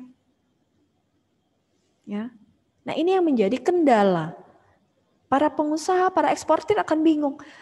Pemerintah mengeluarkan kebijakan, mengeluarkan aturan, tapi implementasinya berbeda. Bingung jadinya ya. Misalnya contoh, ya kita kasih contoh, kalian hari ini harus menggunakan seragam hari Selasa, misalnya seperti itu. Tetapi ternyata gurunya atau yang lainnya tidak sesuai seragamnya. Itu berbeda. Aturan apa yang dikeluarkan, penerapannya juga berbeda. Nah sama, ini yang dihadapi para pengusaha atau para eksportir ya terhadap pemerintah. Ya. Jadi ini adalah kendala-kendala yang memang dihadapi para eksportir. Ya. Banyak sekali kendala yang tadi sudah misalnya jelaskan. Ya. Terus kalau kita lihat semuanya apa? Ya, para pedagang, para eksportir, para pengusaha, ya, mereka harus lebih inovasi. Itu yang lebih penting. Ya, makanya contoh kecil pada saat TD Live kalian ditanya, ya, inovasimu apa? Ya, pasti guru-guru pada saat kalian presentasi, inovasimu apa? Produkmu lo ada, produkmu lo sama yang ada di pasaran, tapi kamu nggak ada inovasinya. Inovasinya di mana? Ya, nah itu. Ini bayangkan, ini perdagangan internasional. Kalau tidak ada inovasinya, ya udah. Ya, para pengusaha, para pedagang nggak bisa menghadapi para pedagang-pedagang yang lain atau pedagang dari luar. Kita nggak bisa bersaing. Ya. Nah itu yang harus ya dimiliki oleh para pedagang, pengusaha, eksportir. Ya. Terus kita lihat lagi, selain itu apa yang mendukung? Perlu adanya didukung oleh sarana dan fasilitas yang memadai. Ya. Sarananya harus ada, fasilitasnya ada juga, semua ada. Sarana dan prasarana. Ya. Sarananya ada, prasarananya nggak ada, sama aja. Ya, harus didukung, harus lebih klop. Jadi pengusaha, para eksportir itu bisa memperoleh keuntungan, ya keuntungan sehingga mereka bisa meningkatkan daya saing. Ya, kalau nggak ada sarana, nggak ada prasarana, percuma. Ya, jadi banyak yang dilakukan para eksportir, ya. Ya, para pedagang, ya. Jadi itu yang harus dilakukan. Bukan hanya upaya menghadapi persaingan, tetapi juga kendala dari pemerintah. Dari pemerintah kita. Bisa nggak mendukung sehingga kita para eksportir atau para pedagang itu bisa bersaing dengan para pedagang yang ada di luar. Pemerintah harus dukung. Pemerintah harus berikan sarana. Ya. Berikan prasarana. Percuma kalau nggak ada semua. Ya, nah itu yang harus memang harus ada. Ya, seorang entrepreneurship, seorang wirausahawan harus memiliki seperti itu. Jiwa inovasinya harus ada. Terus dia juga harus keadaan tersebut dia juga harus didukung oleh pemerintah, memiliki sarana dan prasarana, fasilitas yang mendukung, ya, sehingga semuanya berjalan dengan lancar. Ya, jadi semua ada keterkaitan, keterlibatan semuanya. Ya, sampai di sini ada pertanyaan? Ya, saya sudah jelaskan. Ada pertanyaan? Oke, tidak ada pertanyaan. Baik, kalau tidak ada pertanyaan, Miss Elis lanjutkan. Ya, sekarang kita lihat. Miss Elis akan ambil suatu kesimpulan. Nah, ini ada kesimpulan dari pelajaran kita hari ini tentang keunggulan ekonomi. Ya, tentang keunggulan komparatif dan keunggulan mutlak. Keunggulannya kalian bisa lihat ya. Untuk bersaing di pasar internasional, ya, tentunya kita harus memiliki keunggulan mutlak. Sudah tahu ya, keunggulan mutlak itu apa? Ya, sama keunggulan komparatif. Itu yang harus kita miliki dalam suatu negara. Ya. Nah, atas produk dan jasa yang kita hasilkan. Ya. Nah, keunggulan mutlak itu memang menjadi salah satu kelebihan dalam suatu negara. Kalau dia sudah ada keunggulan mutlak, ya udah, berarti dia lebih unggul dalam segala hal. Ya, dalam produk tertentu dibandingkan negara lain. Memang penting, ya. Tetapi jika suatu negara yang tidak memiliki keunggulan mutlak, maka negara tersebut harus mengandalkan keunggulan komparatif yang dimilikinya. Dia tidak bisa unggul secara mutlak, tapi dia harus bisa mencari keunggulan dalam bidang komparatif. Ya, kalau nggak bisa dua-duanya, salah satu. Ya, nah itu yang sangat penting. Ya, jadi dalam suatu negara kalau bisa unggul dua-duanya, unggul komparatif, unggul mutlak, ya. Tapi kalau nggak bisa salah satu, harus salah satunya, ya. Dia harus bisa mengandalkan keunggulan komparatif yang dimiliki dalam suatu negara tersebut, ya. Nah itu adalah persaingan, ya. Gimana supaya kita bisa bersaing di pasar internasional, ya. Sampai di sini ada pertanyaan anak-anak?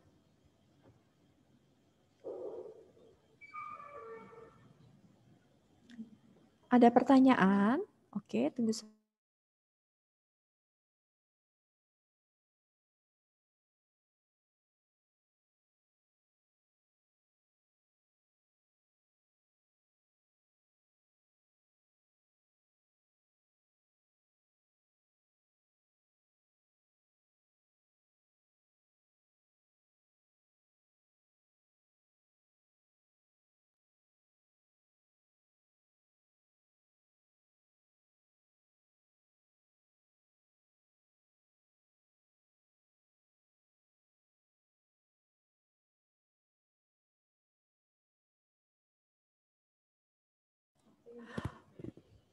Oke, baik anak-anak. Ada pertanyaan? Ada pertanyaan sampai di sini? Berarti materi kita sudah selesai. Ya, oke. Ini sebentar seharusnya misalnya kita habis ini kalau nggak ada pertanyaan kita misalnya mau diskusi sama kalian, semua pertanyaan sudah ada di Moodle ya untuk diskusi. Tetapi tadi misalnya baru dapat info ya kalau Moodle-nya lagi ada down ya, ada trouble. Misalnya coba ngubungin dulu. Nah untuk sekarang kalian bisa lihat di LKS. Sekarang silakan di LKS, tapi ini halaman 123 ya. Dicek lagi uji kompetensi 3 yang bagian A saja. Kalian kerjakan dulu ya. Sebentar misalnya mau ngubungin tim IT-nya untuk Moodle-nya ya, karena tadi misalnya baru dapat laporan. Jadi misalnya minta tolong. Nah sebelum ini kalau nggak ada pertanyaan, silakan kalian kerjakan uji kompetensi 3 yang bagian A saja. Udah. Oh, ya, silakan dikerjakan ya untuk bagian A-nya. Kalau gini coba atau salah satu bisa buka Moodle-nya. Misalnya minta tolong siapa aja di sini buka Moodle-nya, bisa nggak Moodle-nya? Ya, kalau bisa, misal coba diinfoin salah satu misalnya minta tolong buka Moodle-nya, nanti bisa melalui forum chat ya. Infokan ke misalnya, Miss Moodle-nya sudah bisa. Minta tolong ada yang bisa buka Moodle ya, minta tolong dibuka salah satu. Nggak bisa, Miss. Masih tetap nggak bisa? Oke, Iya. Oke, baik. Error reading from database tulisannya, Miss. Oke, ya, thank you. Thank you Beza, tadi sama siapa ya? Panji ya? Sandi, Panji. Oke, itu berarti Moodle-nya belum bisa, berarti kalian buka LKS halaman 123, kerjakan yang bagian A. Ya, kerjakan yang bagian A. Di sini nanti untuk latihan-latihannya ada beberapa, memang misalnya kasih latihannya banyak, tetapi nanti akan misalnya pilah. Enggak semua latihan, memang semuanya dimasukkan dalam nilai. Ya, tetapi nanti akan misalnya lihat nilai yang bagus di antara semua latihan itu, yang tertinggi akan misalnya ambil. Ya, jadi ada beberapa cadangan nilai-nilai kalian yang ada di misalnya. Jadi nilainya lebih bagus, 100 misalnya berapa, di bawah KKM-nya misalnya nggak ambil, tetapi yang di atas KKM misalnya ambil, biar nilai kalian bagus. Ya, jadi itu membantu kalian. Ya, jadi jangan takut. Yang penting intinya kalian kerjakan soal-soalnya, ya, dapat nilai yang baik. Kalau memang ada nilai di bawah KKM, ada latihan yang lainnya, misalnya kasih latihan, nilainya bagus, akan misalnya ambil yang bagus. Ya, jadi nilainya semuanya biar bisa membantu kalian untuk nilai ketuntasannya. Ya. Oke, karena Moodle-nya bermasalah, kalian boleh kerjakan halaman 1, 2, 3 yang bagian A. Ya, yang bagian A nanti kalian kerjakan. Ya. Nanti kalau nilainya yang paling bagus itu yang akan Miss Elis ambil. Ya, silahkan kerjakan. Kalau ada pertanyaan, Miss Elis bantu jawab. Ya.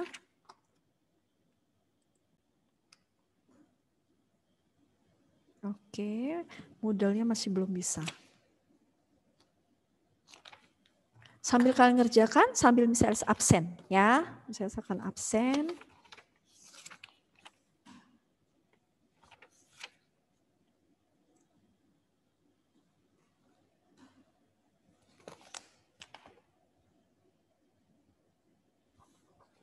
Untuk LKS-nya yang uji kompetensi 3 gampang ya, nanti misalnya akan bantu. Oke Beza, misalnya chat ya Beza ya, kalau putus-putus. LKS halaman, bentar Beza. 1, 2, 3 sampai 1.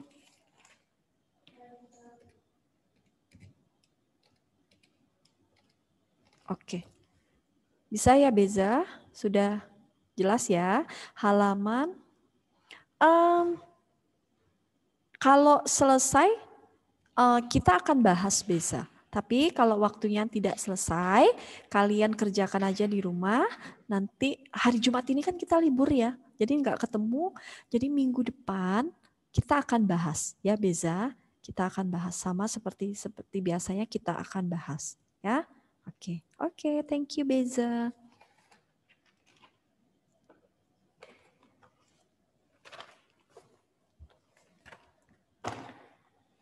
Kalau ada pertanyaan atau yang mengalami kesulitan, bisa info Miss Elis ya.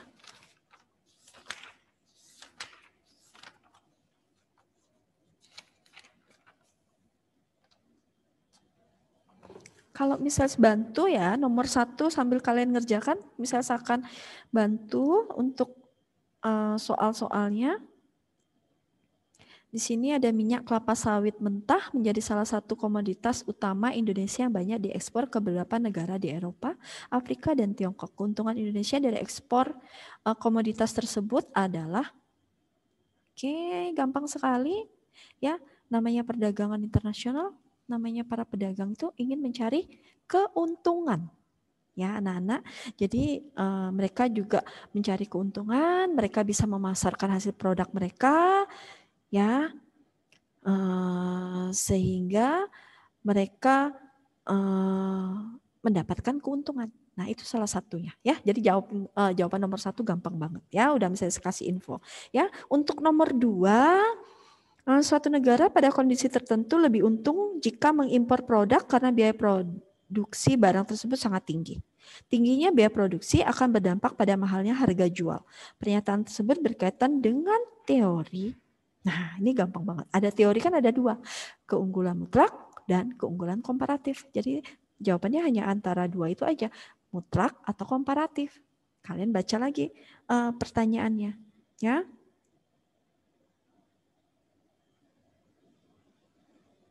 Oke.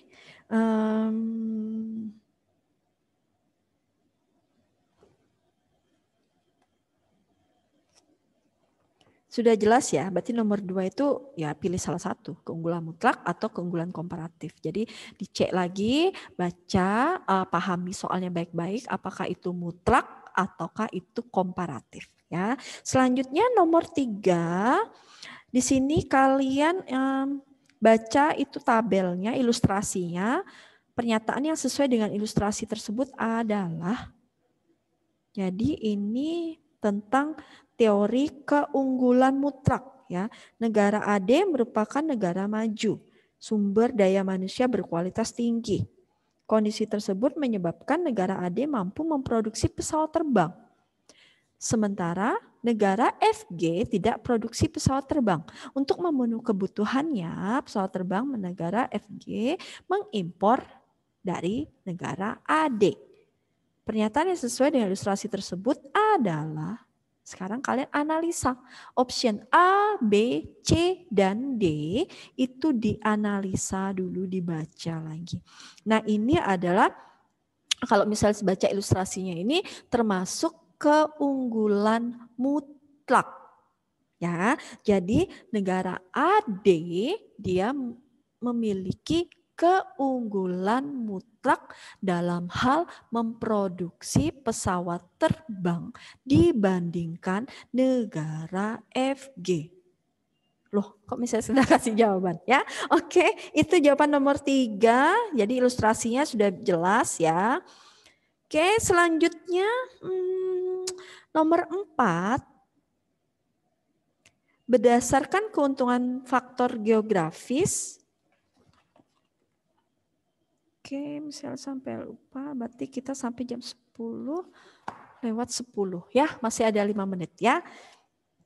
Nomor 4, berdasarkan keuntungan faktor geografis Indonesia memiliki hasil perikanan melimpah yang tidak dihasilkan negara-negara Eropa Tengah. Oke, tindakan yang dilakukan Indonesia untuk memperoleh keuntungan atas kondisi tersebut adalah keuntungan yang dilakukan Indonesia untuk memperoleh keuntungan. Nah, mendapat keuntungan gimana caranya? Ya, negara kita, misalnya kasih ilustrasi Indonesia, tadi punya ikan yang melimpah. Nah, terus dibandingkan negara Eropa Tengah. Tindakan yang dilakukan Indonesia supaya dia mendapatkan keuntungan dari ikan itu apa? Ya, berarti dia harus menjual, ya, menjual ikan. Orang Eropa butuh ikan, kita jual ikan kita ke negara Eropa. Eropa beli, konsumsi, kita mendapatkan keuntungan. Nah, itu salah satu cara. Sudah gampang, nomor 4, gampang banget ya. Itu misalnya sudah kasih jawaban, ya. Next, nomor 5. Di sini agar suatu produk laku di pasaran, langkah utama yang harus dilakukan adalah mengenalkan produk kepada masyarakat atau calon konsumen. Yap, harus itu. Ya, aktivitas mengenalkan produk kepada masyarakat dapat dilakukan dengan cara. Nah, caranya apa? Tadi sudah saya jelaskan. Kalian mau menjual produk kalian supaya laku di pasaran dengan cara apa? Oke, gampang, ya. Supaya para konsumen itu minat dengan produk yang kita tawarkan. Kamu harus ngapain? Ya, gampang ya. Oke, nomor 5 ini gampang banget, sudah jelas. Berarti kalian harus ngapain? Ya, kalian harus mengenalkan produk kalian. Mengenalkan produk kalian dengan cara bagaimana? Nah, itu nomor 5. Next, nomor 6. Salah satu keunggulan yang dimiliki Indonesia adalah mampu menghasilkan produk dengan biaya produksi rendah. Ya, keunggulan tersebut dimiliki Indonesia karena didukung oleh, nah ini kalian baca, ya, keunggulan Indonesia mampu menghasilkan produk dengan biaya produksi rendah. Keunggulannya apa? Kalian harus lihat lagi kekayaan kita, kekayaan alam Indonesia kita melimpah. Kaya sumber daya alam berarti kaya juga dengan bahan baku. Ya. Nah, bahan baku itu banyak ya, bisa diperoleh, terus harganya murah juga. Nah, selain sumber daya alam, bahan baku, lihat lagi negara Indonesia. Jumlah penduduknya banyak. Kalau jumlah penduduknya banyak, berarti yang dibutuhkan kita melimpahnya dalam hal apa? Kalau jumlah penduduknya banyak, berarti untuk satu perusahaan, untuk memproduksi suatu barang kita butuh apa? Ya, nah itu jawaban nomor 6. Misalnya sudah pernah menjelaskan, ya. Salah satunya kita kaya akan alam dan apa? Ya, jumlah kita yang banyakkah?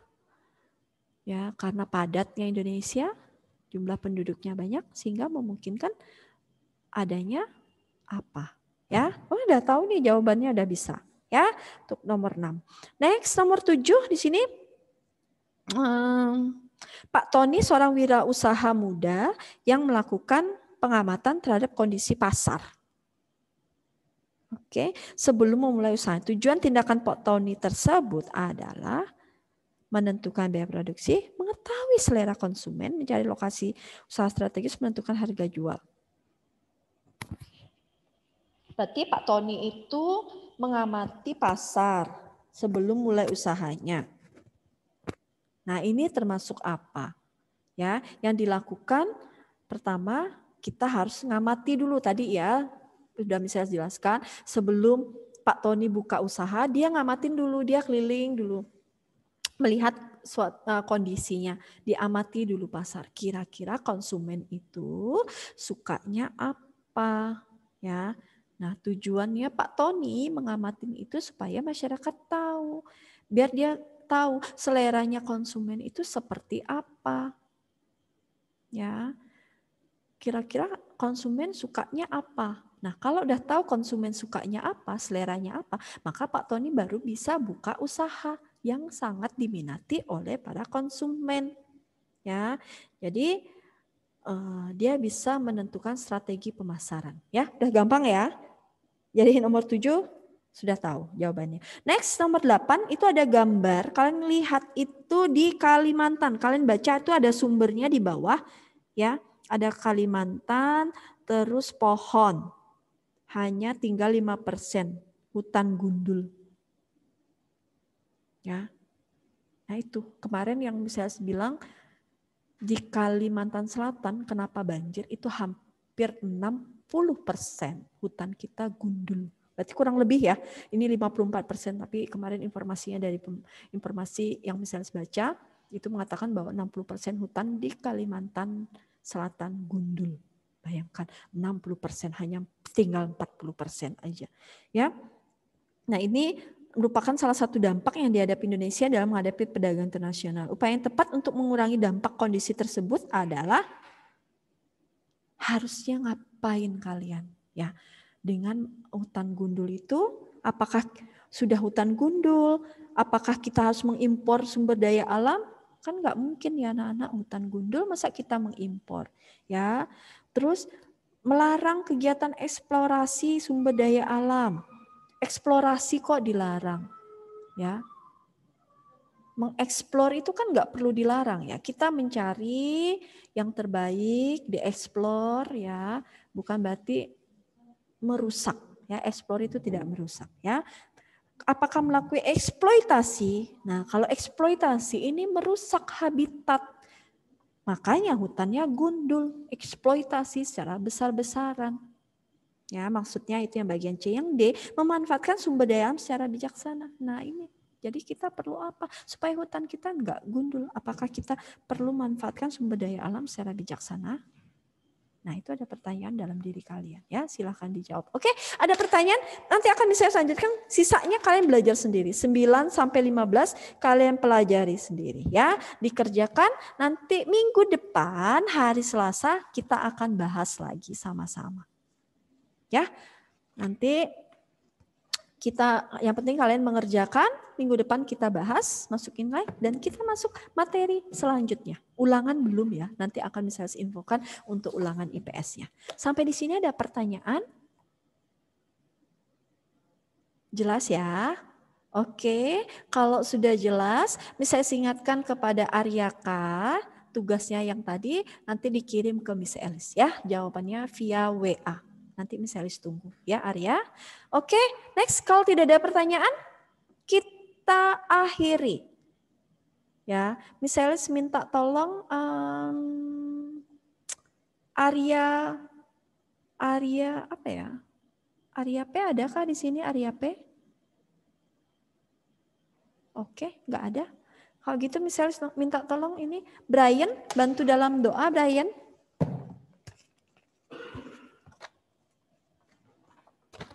Teman-teman, mari kita berdoa. Tuhan Yesus, kami mau istirahat. Tuhan berkati kami supaya bisa melakukan aktivitas setelah ini dengan baik. Terima kasih Tuhan Yesus. Amin. Oke, thank you Brian. Terima kasih semua. Tetap sehat, tetap semangat, jaga kondisi. Ya, Tuhan Yesus memberkati. Oke, baik, shalom. Selamat pagi anak-anak kelas 9B. Shalom, selamat pagi. Oke, selamat pagi Panji, Anin, Beza, Sharon, Ayu, Shenlin, Kim, Fania, Franz, Ayu, Sylvia, oke, Ido. Yang lainnya yang belum memberikan reaction-nya, oke, Brian, Vela, apakah ada? Jacqueline, Jonathan, tolong berikan reaction-nya. Oke, Quincy, selamat pagi. Oke, Jonathan, selamat pagi. Oke, baik. Jacqueline belum berikan reaction-nya. Vela, apakah sudah hadir? Halo? Ya, Sina mau cek dulu siapa yang belum hadir di sini ya. Mungkin ketua kelas bisa bantu Miss Sina, siapa yang dari tadi tidak ada? Bisa bantu? Arya Putra nggak ada ya? Arya Putra nggak ada. Ya, kayak nggak ada, Miss. Dari pagi ada? Dari pagi adakah? Gilen ada, Sharon ada, Franz ada, Alea nggak ada ya? Oke, Alea nggak ada, George katanya tadi nggak ada ya, betul ya? George, berarti George, Alea, dan Arya Putra, berarti 3. Benar ya? Arya Putra, George, dan Alea. Oke, baik. Mari kita berdoa dulu sebelum kita mulai pelajaran kita, anak-anak. Di sini akan pimpin kita dalam doa. Bapa kami yang ada di dalam surga, selamat pagi Bapa. Kami ucap syukur atas penyertaan-Mu dari pagi hingga saat ini ya Bapa. Engkau telah menyertai kami. Secara khusus untuk anak-anak kami kelas 9B ya Bapa. Dan sebentar kami akan belajar matematika Bapak, kiranya Engkau menyertai, Engkau urapi kami, Engkau berkati, Engkau berikan hikmat buat setiap kami, agar kami boleh mengikuti pembelajaran dengan baik, kami boleh memahami, mengerti akan materi yang akan disampaikan pada kesempatan pagi hari ini. Terima kasih ya Tuhan, kami siap belajar, hanya di dalam nama Tuhan Yesus kami berdoa dan mengucap syukur, haleluya, amin. Oke, baik anak-anak. Di sini langsung saja akan share screen materi kita. Nah, bab kita yang terakhir di kelas 9 itu adalah bangun ruang sisi lengkung ya. Nah, kalau di kelas 8 atau mungkin di SD ya sedikit menyinggung juga kalian sudah belajar mengenai bangun ruang sisi datar. Nah, di kelas 9 kita belajar bangun ruang sisi lengkung. Bedanya di sini adalah di sisinya. Kalau dia bangun ruang sisi datar, itu berarti dia permukaannya berbentuk bangun datar. Contohnya, kalau bangun ruang sisi datar, contohnya ya kubus, balok, ya, sorry. Kameranya sebentar ya, kameranya masih mati. Sebentar ya anak-anak ya, Misina mau nyalakan kameranya dulu. Oke. Baik, seperti yang Misina katakan tadi, jadi bangun ruang sisi datar itu dia permukaannya berbentuk bangun datar ya. Jadi seperti kubus, balok, prisma, limas, kemudian prisma segi 3, prisma segi 6 ya, atau prisma segi berapa gitu ya. Jadi segi M. Jadi seperti itu. Sekarang kita belajar bangun ruang sisi lengkung. Mungkin ada yang bisa mau menyampaikan contoh dari bangun ruang sisi lengkung itu apa saja. Mungkin ada yang tahu, yang sudah buka buku tadi malam. Boleh di unmute sebentar. Oke, silakan. Siapa yang tahu? Siapa yang mau ini? Menyampaikan ya. Jadi ingat kalau kalian aktif dalam menjawab setiap pertanyaan Misina pada saat Zoom, Misina akan kasih poin tambahan buat kalian ya. Jadi kalau nanti kalian ada nilainya yang kurang, jadi bisa Misina tambahkan dari keaktifan kalian menjawab pertanyaan dari Miss. Oke, bangun ruang sisi lengkung itu apa saja anak-anak? Bisa tolong dijawab? Satu apa? Beza, bisa sebutkan apa saja? Tabung, Miss. Tabung, oke. Tabung 1. 2 apa? Kerucut. Kerucut. Yang ketiga? Bola. Oke, good Panji ya. Jadi ada 3 ya. Kita akan belajar di sini tabung, kerucut, dan juga bola. Oke.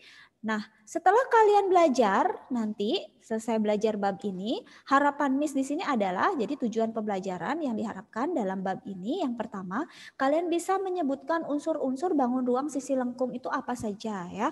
Kalian tahu mana yang namanya jari-jari, mana yang namanya diameter, tingginya mana, sisi, kemudian alas atau titik sudut.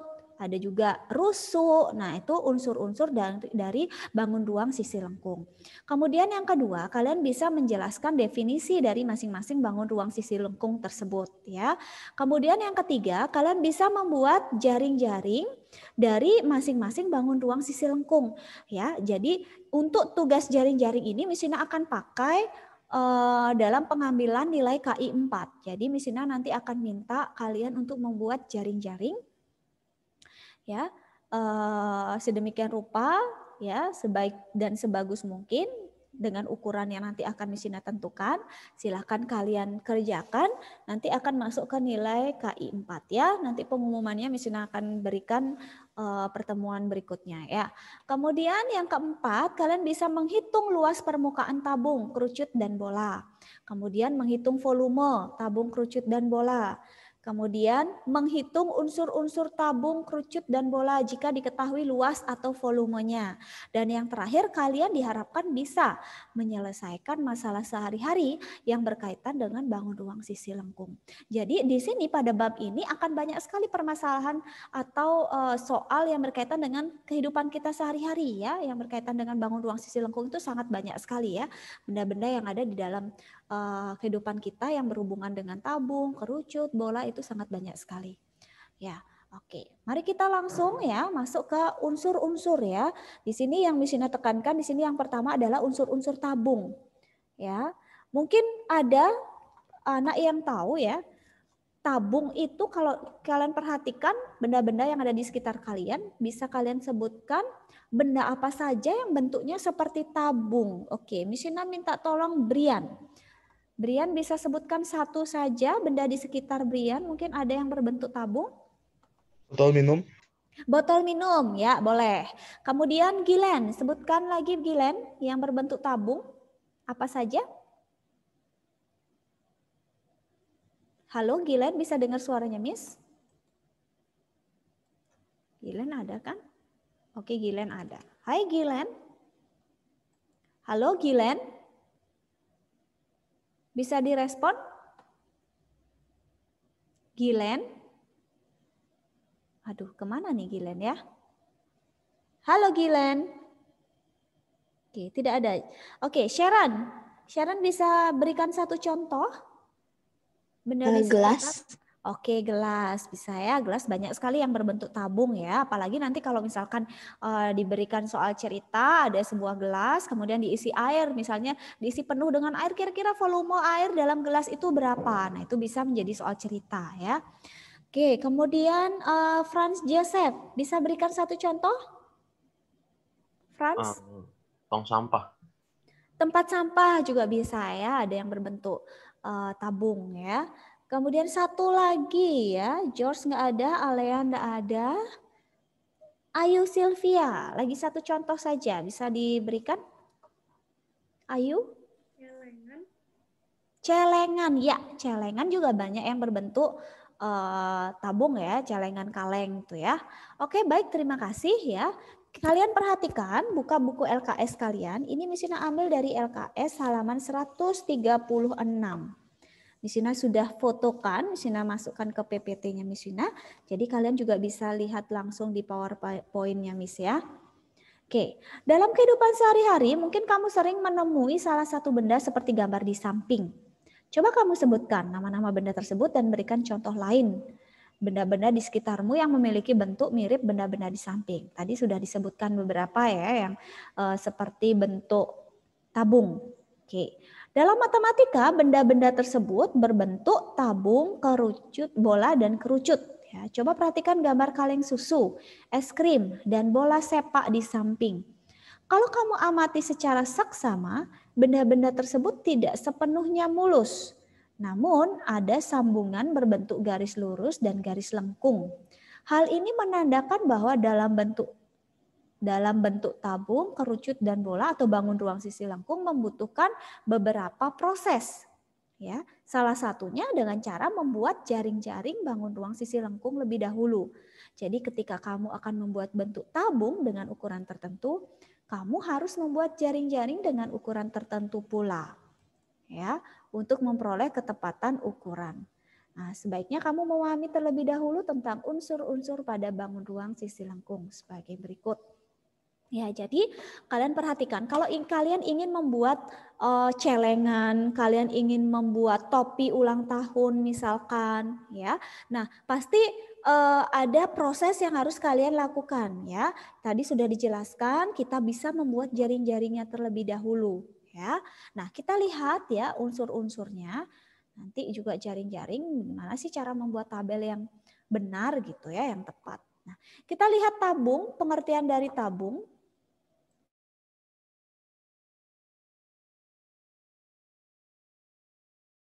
Anak-anak Miss Ina mohon maaf ya karena kameranya bermasalah, jadi Miss Ina tidak pakai kamera ya. Oke, nggak apa-apa ya. Kalian perhatikan share screen-nya Miss Ina aja ya. Kemudian kita lihat ya, tabung itu apa sih ya? Tabung itu adalah prisma yang bidang alas dan tutupnya berupa lingkaran. Jadi prisma itu ya, kalau bentuk alasnya lingkaran, alas dan tutupnya lingkaran, dia namanya tabung ya. Kalau dia prismanya berbentuk bangun datar yang seperti persegi, segitiga, segi 4, segi 5, atau segi N, itu kalian cukup sebut namanya prisma. Jadi yang namanya prisma itu intinya adalah alas sama tutupnya itu sama, bentuk dan ukurannya sama. Nah itu namanya prisma ya. Kalau dia bentuknya lingkaran, alas dan tutupnya namanya tabung. Gitu ya, bisa dipahami ya. Itu definisi dari tabung. Oke, sekarang kita lihat unsur-unsur tabung itu apa saja sih ya. Perhatikan gambar tabung di samping ya. Sisi alas tabung berupa lingkaran dengan pusat B. Kalian perhatikan alasnya ya, berbentuk lingkaran, pusatnya di B. Dan sisi atas bidang tutup tabung berupa lingkaran dengan pusat C. Ya. Jari-jari tabung adalah R. Perhatikan R itu panjang dari AB. Jadi R ya, jari-jari. Tinggi tabung panjang BC. Ini namanya tinggi ya. Dari titik C ke titik B, ditarik garis itu tinggi ya. Selimut tabung berupa sisi lengkung yang menyelimuti tabung selain bidang atas atau tutup. Kalian perhatikan, misalkan saja tabung ini adalah kaleng susu misalkan ya. Jadi sisi samping dari kaleng susu itu ya, itu adalah selimutnya. Jadi kalian jangan bingung selimut itu yang mana sih gitu ya. Jangan kepikiran selimut di tempat tidur kalian ya. Jadi ini selimut dari tabung itu adalah yang bagian samping yang menyelimuti bangun tabung. Paham ya? Oke ya, bisa paham ya. Jadi kalau misal katakan di sini ya.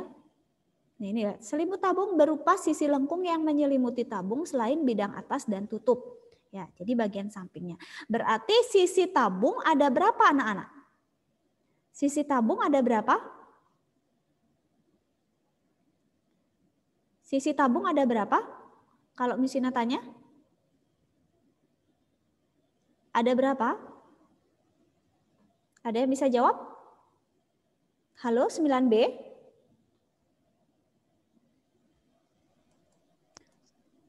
Tiga. Oke, di sini Anin jawab 2, Beza jawab 3. Ada lagi? 2. Oke, ada yang jawab 2 nih. 2 dan 3 ya. Kita lihat ya, tabung itu terbentuk oleh apa? Alas, tutup, dan selimut. Berarti sisi tabung itu ada 3 anak-anak ya. Jangan salah ya, jadi ada 3. Ada 3. Bentar ya. Jadi ada 3, yaitu alas, tutup, dan selimut. Ya, jadi ada 3, jangan lupa. Ya, kemudian rusuknya ada berapa? Rusuk tabung ada berapa? 2. Ada 2 ya. Rusuknya itu adalah ini, ya. Jadi keliling dari lingkaran bagian atas dan bagian bawah itu adalah rusuknya. Jadi dia mempunyai 2 rusuk. Kalau titik sudutnya? Kalau titik sudut ada berapa? Ada yang tahu titik sudut rusuk? 0. 0 ya, sudah ada di poin kelima. Jadi dia tidak punya titik sudut dan rusuknya hanya ada 2. Jadi bisa ya, itu adalah unsur-unsur dari tabung. Kalian perhatikan di sini jari-jari ya, jari-jari dan diameter di sini penting ya. Jadi R itu adalah jari-jari yang panjangnya berapa kali diameter anak-anak? Jari-jari itu berapa kali diameter?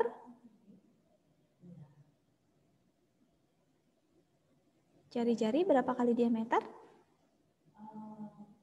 Atau diameter itu berapa kalinya jari-jari?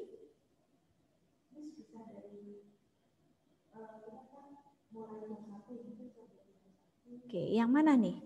Ido, 2 itu yang apa itu? Diameter atau jari-jari? Diameter itu 2 kali jari-jari. Oke. Oke, Anin betul ya. Jadi diameter itu 2 kali jari-jari ya. Berarti jari-jari itu berarti setengah diameter. Oke, bisa dipahami ya. Nah, jari-jari itu pasti nanti ada pi ya dalam, oke nanti Misina jelaskan ya dalam rumus ya. Oke, untuk unsur-unsur tabung cukup sampai di sini ya. Ada pertanyaan nggak mengenai unsur-unsur tabung? Apakah ada pertanyaan mengenai unsur-unsur? Tidak ada? Oke, kita lanjutkan ke bangun-bangun penyusun tabung. Nah, kalian perhatikan di situ ada 3 gambar ya. Ada 3 proses di situ. Apabila tabung yang pertama dibuka, bagian sisi atas dan sisi alasnya, serta dipotong sepanjang garis lurus AB pada selimutnya seperti gambar 2, dan diletakkan pada bidang datar, maka akan didapat bangun-bangun penyusun tabung seperti gambar 3. Ya, disebut jaring-jaring tabung. Ya, jadi gini ya, misalkan ini ya, lihat gambar 1. Misina mau potong ya, atau Misina gunting ya. Dari titik A ke titik B itu kita mau gunting ya. Nah, ini ya. Jadi tingginya ini kita potong gitu ya, sehingga kalau dibuka, ditaruh di di atas meja, dia akan terdapat persegi panjang ya. Bangun datarnya menjadi seperti persegi panjang dan 2 buah lingkaran. Jadi lingkaran yang atas itu adalah tutupnya, lingkaran yang bawah adalah alasnya, sedangkan selimutnya itu adalah yang persegi panjang. Jadi bisa ya. Jadi nanti kalau kalian membuat jaring-jaring, ya, jadi seperti itu cara membuat jaring-jaringnya, ya. Oke, baik, kita lanjutkan. Ya, kita masuk ke tabung ya. Oke, yang pertama Misina akan bahas mengenai tabung. Ya, tabung itu merupakan sebuah prisma yang alasnya berbentuk lingkaran. Seperti yang sudah Misina katakan tadi ya, prisma yang alasnya berbentuk lingkaran. Nah, di sini untuk mencari luas selimut tabung, ya, luas selimut tabung, kalian perhatikan selimut tabung itu adalah berbentuk persegi panjang ini. Ya, kalau kalian buka kalengnya, dia akan membentuk persegi panjang. Nah, berarti untuk mencari luas selimut tabung yang berbentuk persegi panjang berarti panjang kali lebar kan? Nah, panjangnya itu adalah 2 PR ya, perhatikan dari sini ke sini itu adalah 2 PR. Nah, kenapa 2 PR? Karena 2 PR itu sama panjangnya dengan keliling lingkaran yang ini. Nah, ini. Nah, itu ya. Jadi 2 PR itu diperoleh dari keliling dari alas tabung ya. Kemudian lebarnya berapa? Lebarnya itu sama dengan tinggi ya, panjang kali lebar ya. Ini adalah tinggi dari tabung. Sehingga luas selimut tabung panjang kali lebar berarti 2 PR kali tinggi. Seperti itu ya. Bisa dipahami anak-anak? Bisa dipahami? Oke, bisa ya. Nah, itu kalau luas selimut, ini rumus pertama ya. Nah, untuk mencari luas permukaan tabung, kalian harus tahu luas lingkaran ya. Luas lingkaran. Nah, ini lingkaran. Kalau besok-besok Misina tulis lingkaran ada titik di tengah, itu dibaca lingkaran ya. Jadi luas lingkaran, apa rumus luas lingkaran? Ada yang tahu? Luas lingkaran? Ada yang tahu luas lingkaran?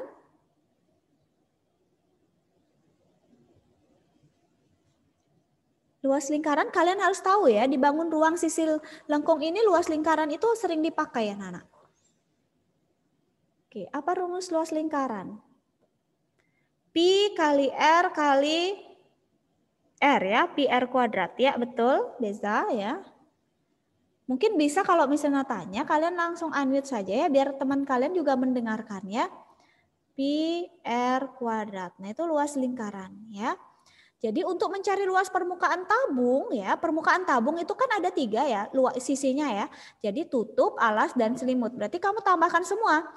Luas alas tambah luas tutup ditambah luas selimut. Nah, luas alas berbentuk lingkaran. Berarti luas lingkaran pi R kuadrat. Tutupnya juga berbentuk lingkaran, jadi pi R kuadrat juga. Ditambah luas selimut apa? 2 pi RT. Nah, ini pi R kuadrat ditambah pi R kuadrat Ada berapa pi r kuadrat? Ada 2 ya. Jadi 2 pi r kuadrat ditambah 2 pi rt. Kemudian kalau ingin mengerjakan sampai di sini pakai rumusnya boleh. Tapi kalau mau yang lebih sederhana, kalian faktorkan bentuk ini menjadi 2 pi r dalam kurung r plus t. Jadi ini rumus dari luas permukaan tabung ya. LP tabung ya. LP itu berarti luas permukaan.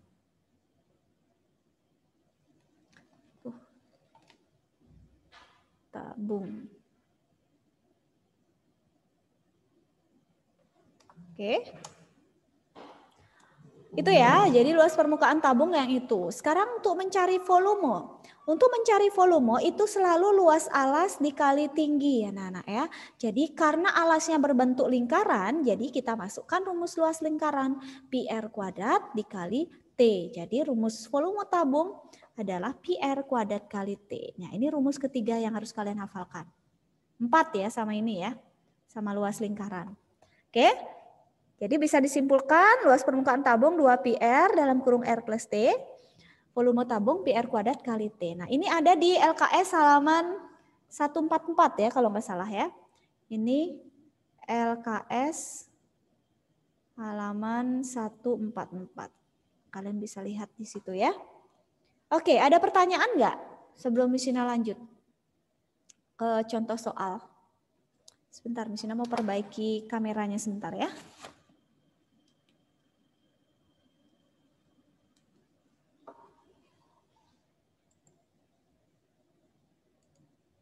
Oke, baik. Ada pertanyaan anak-anak? Bisa dipahami untuk materi tabung ya? Tabung materinya hanya segitu saja anak-anak ya. Jadi ada unsur, ada rumus-rumusnya ya.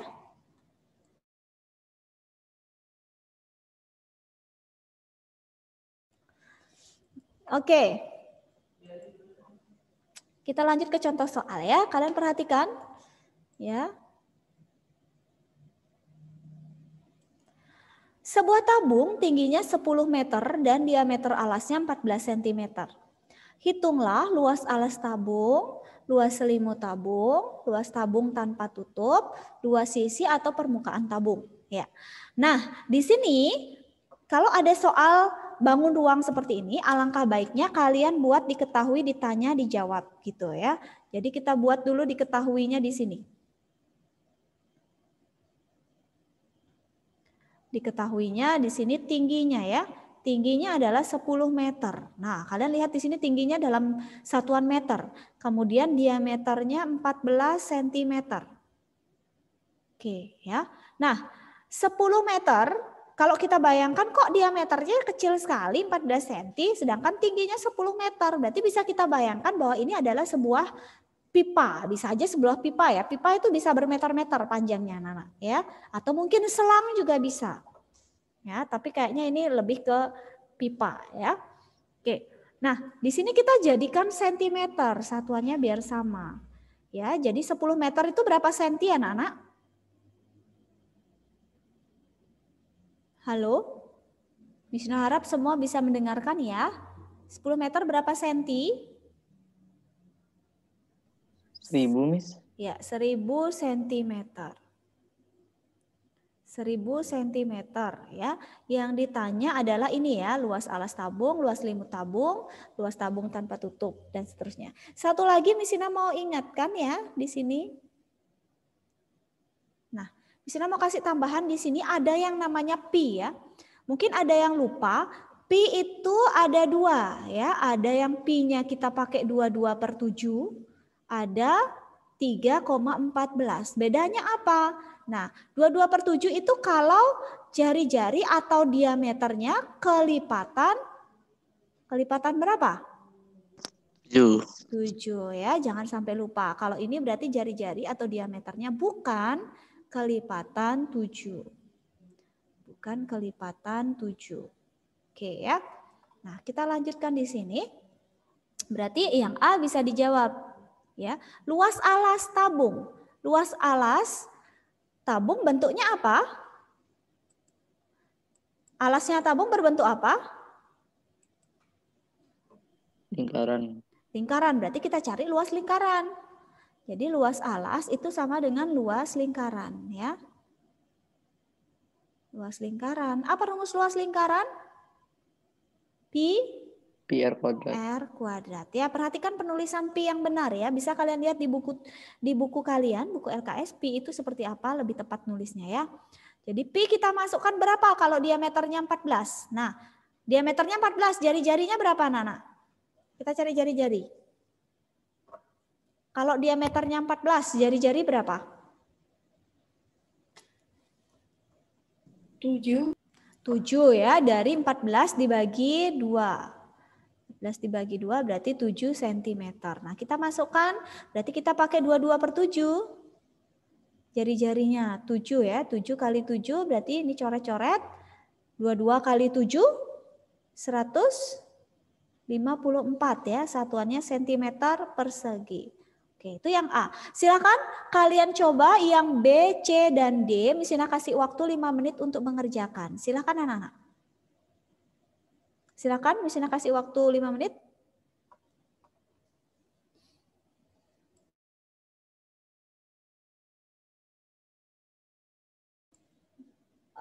Untuk melihat rumusnya bisa kalian foto yang ini atau kalian bisa lihat halaman 144 di buku LKS ya. Kalau kalian lupa rumusnya, lihat buku LKS halaman 144.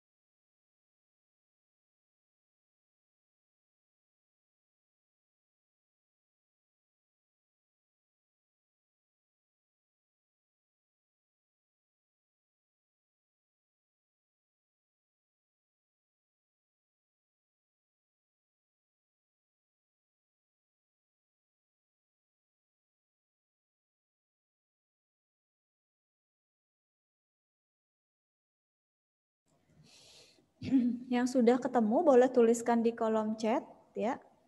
Oke, ini pertanyaannya.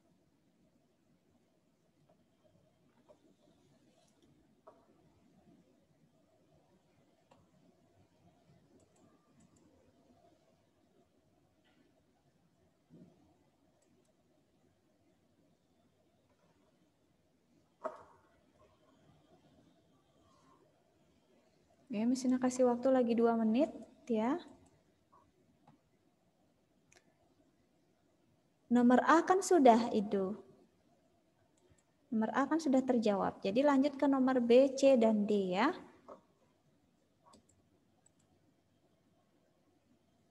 Oke.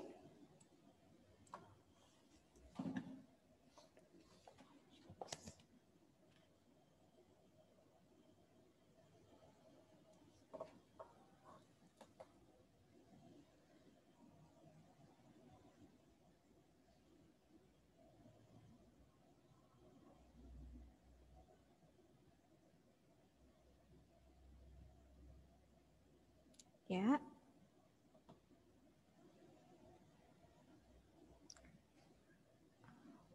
Miss. Ya. Oh, berarti kalau misalnya luas tabung tanpa tutup ini yang dihitung cuma selimut sama alasnya doang. Ya. Untuk anin satuannya itu kan kalau mau dijadikan meter persegi hati-hati ya. Jadi dari sentimeter persegi ke meter persegi itu berbeda dengan dari senti ke meter ya. Anin ya. Coba diperhatikan. Cukup biarkan aja dia dalam sentimeter persegi. Coba cek lagi aninnya.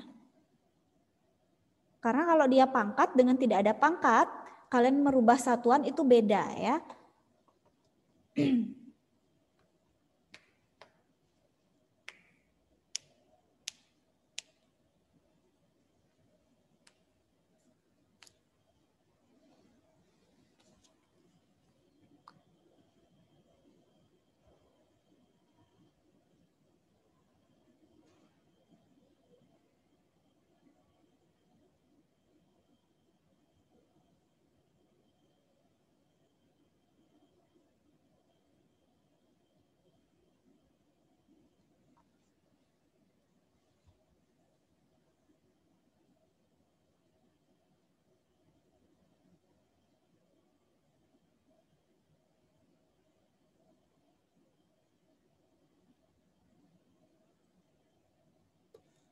Oke, Anin, lanjutkan Anin. Jangan lupa satuan ya. Kalau luas itu selalu dalam persegi. Ya, kalau volume dalam kubik. Kalau menghitung panjang saja, bukan luas atau volume, tidak usah diberikan pangkat.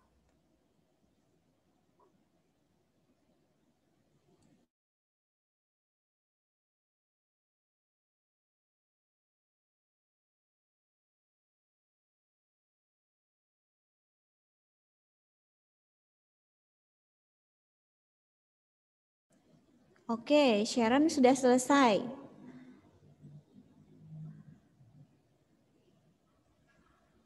Jadi di bab ini kalian akan menemukan hitung-hitungan yang sangat banyak ya. Mungkin angkanya mungkin agak ribet kalian melihatnya ya. Akan banyak menemukan angka yang dalam bentuk desimal, angka yang jumlahnya besar ya. Anin yang D coba dicek lagi Anin. Mungkin salah mengalihkan. Oke, Ido lanjut ke D, Ido. Yang lainnya, yuk. Walaupun kalian baru dapat yang B saja, silakan di chat saja biar Miss Ina tahu ya.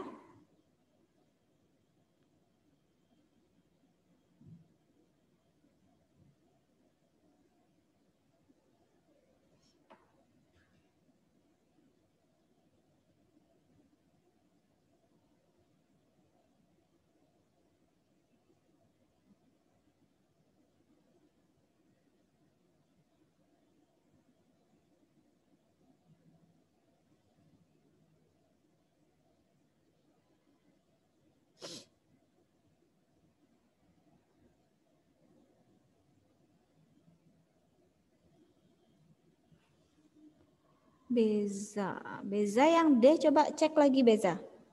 A sampai C sudah betul. Yang D coba cek lagi.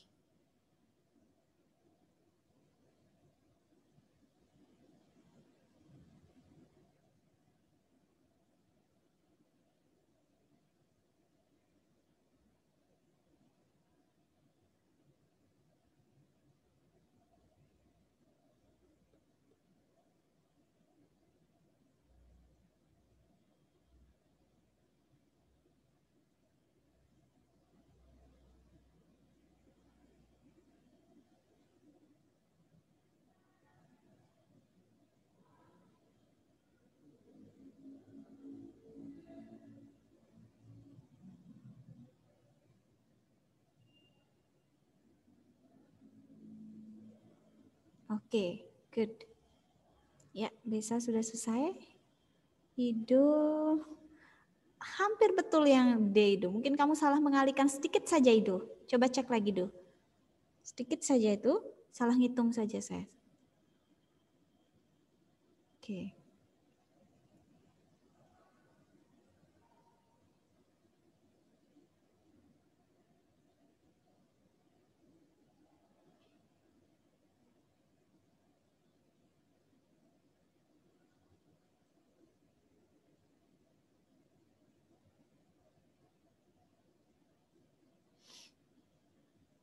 Anin masih kurang tepat Anin. Coba cek lagi. Ya. Oke ya. Jadi hati-hati juga dalam memasukkan pi-nya ya. Pi-nya itu kalau jari-jarinya 7 berarti pakai 22/7 atau 3,14. Nah, itu harus hati-hati.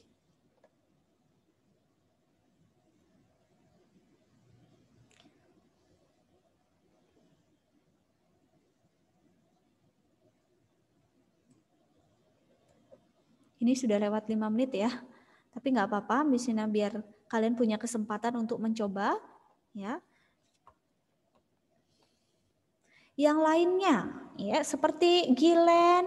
Gilen boleh berikan reactionnya. Tadi Miss Ina panggil belum menjawab pertanyaannya Miss. Halo Gilen.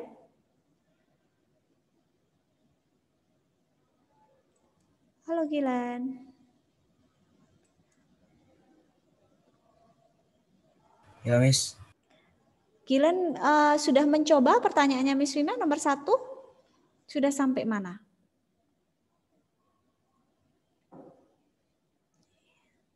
Ya ini harus kalian perhatikan ya. Nanti di ujian ya kelas 9 itu pasti ada ujian ya. Entah ujian UN atau ujian sekolah nanti belum ada pasti ya. Tapi yang pasti ada ujian akhir lah buat kalian ya. Nah soal-soal seperti ini akan sering keluar ya.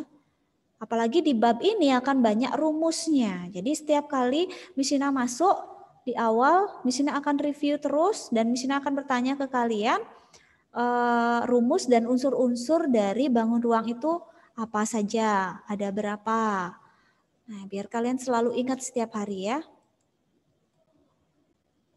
Oke, Brian, lanjutkan Brian, betul.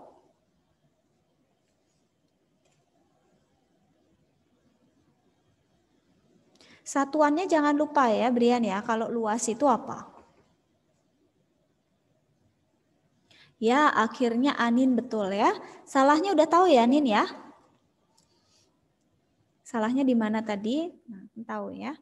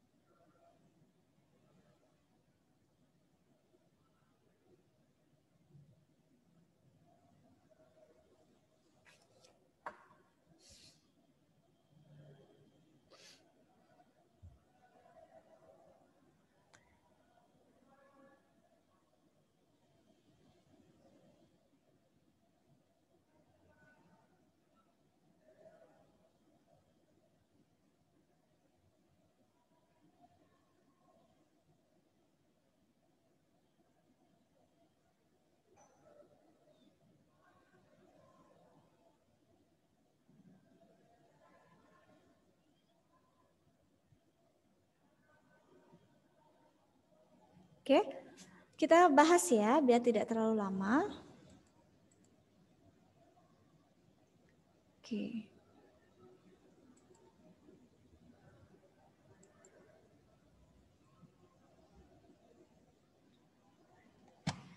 Oke.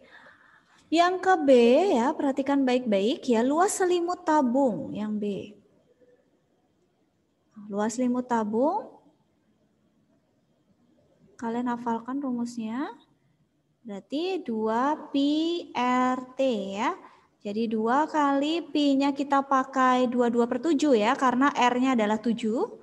Kita pakai 22/7 kali R-nya 7 kali tingginya 1000 ya.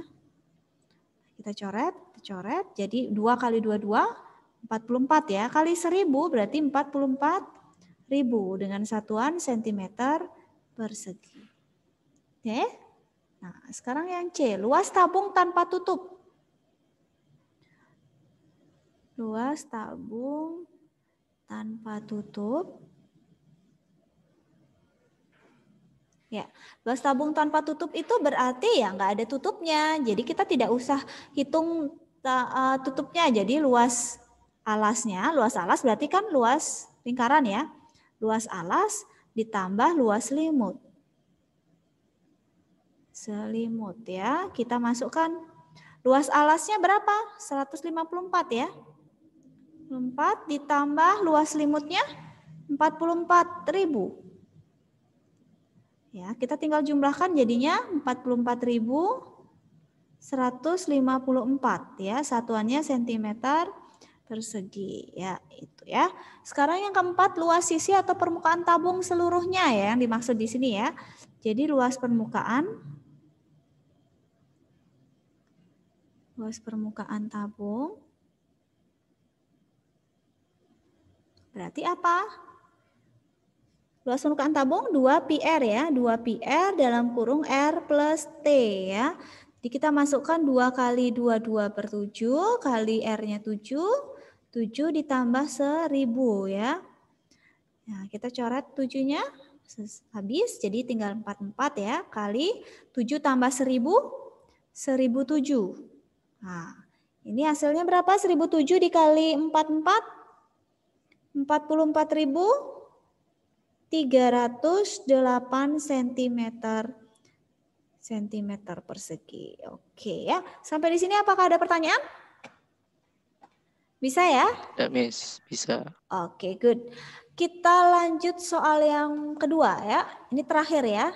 Hitunglah volume tabung dengan tinggi 5 cm dan jari-jari 3 cm. Jadi seperti biasa kita tulis dulu diketahui apa ya. Jadi diketahui, kalian bisa langsung coba tingginya ya. Tingginya 5 cm, kemudian jari-jarinya 3 cm. Yang ditanya volume. Volumenya sama dengan berapa? Nah, ini sekarang kita jawab ya. Volume itu adalah apa rumusnya volume? Luas alas kali tinggi ya. Jadi pi R kuadrat kali T. Nah, silahkan.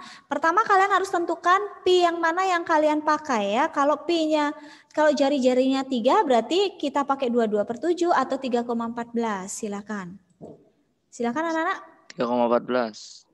Ya, silahkan dikerjakan. Oke, Beza udah betul. Yang lainnya?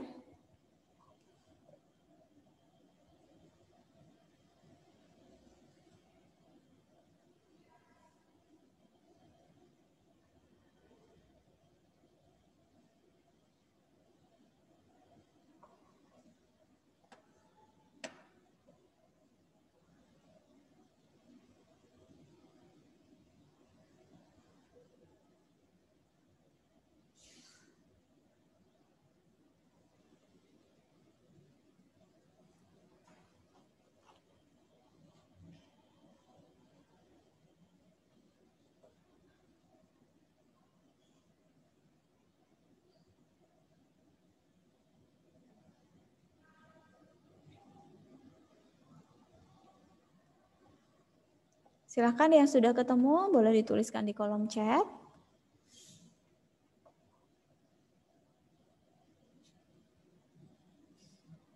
Oke, Sharon juga sudah ketemu ya. Jadi Miss Ina harap walaupun kalian berada di rumah, kalian jangan biasakan menggunakan kalkulator ya. Tetap sediakan kertas coret-coret untuk kalian bisa menghitung ya. Karena bab ini pasti akan banyak hitungan yang harus kalian lakukan. Jangan sampai nanti saatnya kalian masuk sekolah lupa nih caranya menghitung bagaimana karena terbiasa dengan kalkulator.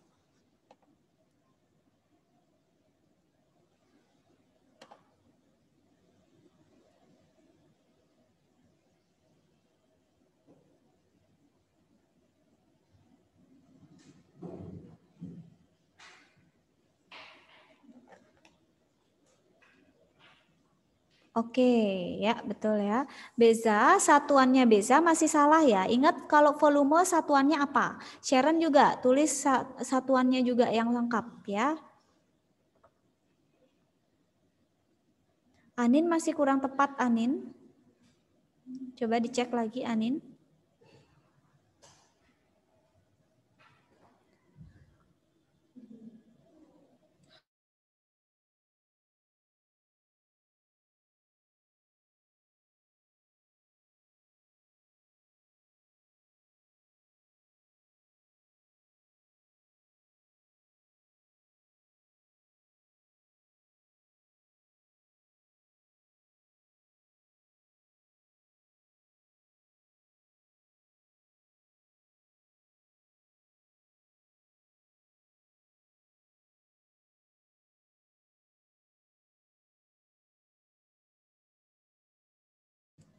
Oke.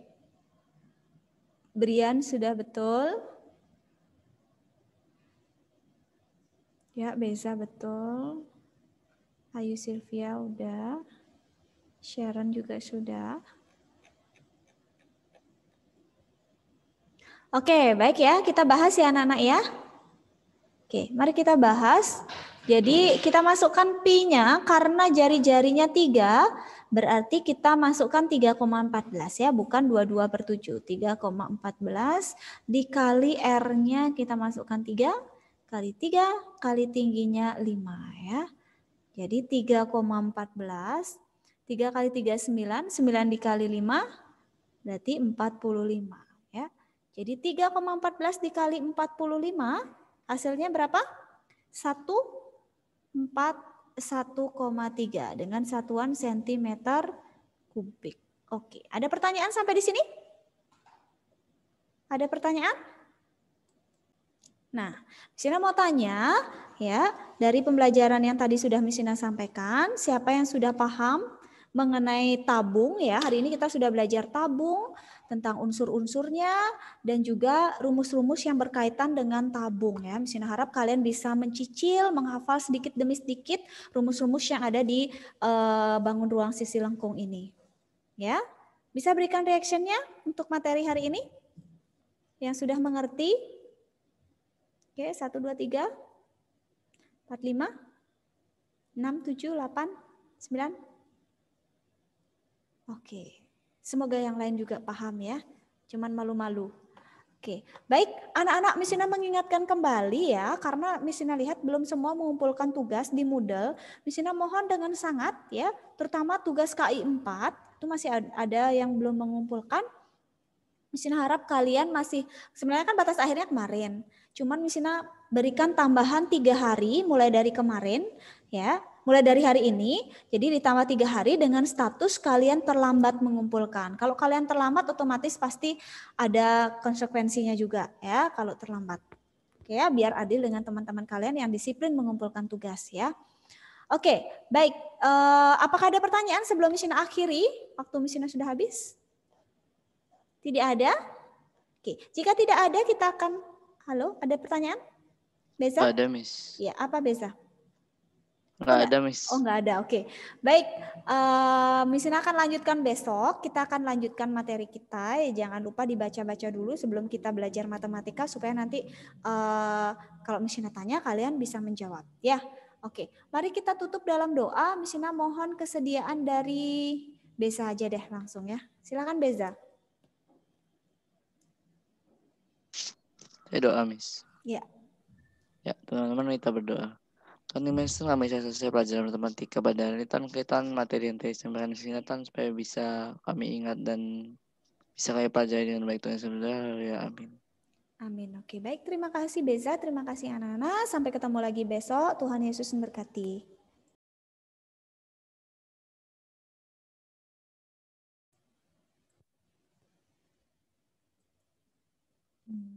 Kameranya nggak bisa, Miss ya. Oh iya.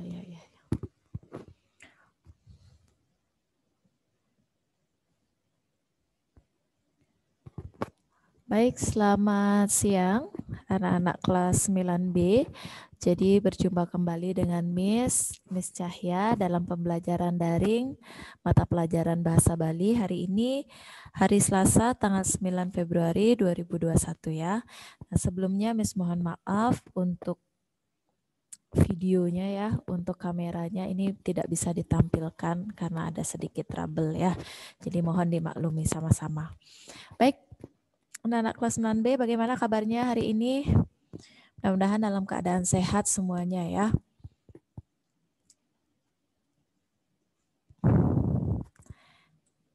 Ya, baik. Sesuai dengan agenda kita,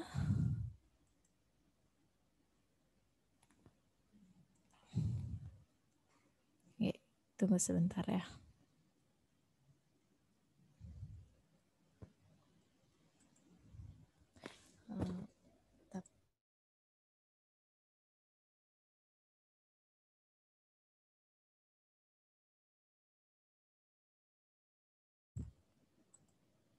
Oh ya. Ya, ini sudah bisa ya. Baik anak-anak. Sebelum kita mulai, apakah semuanya sudah siap, sudah standby?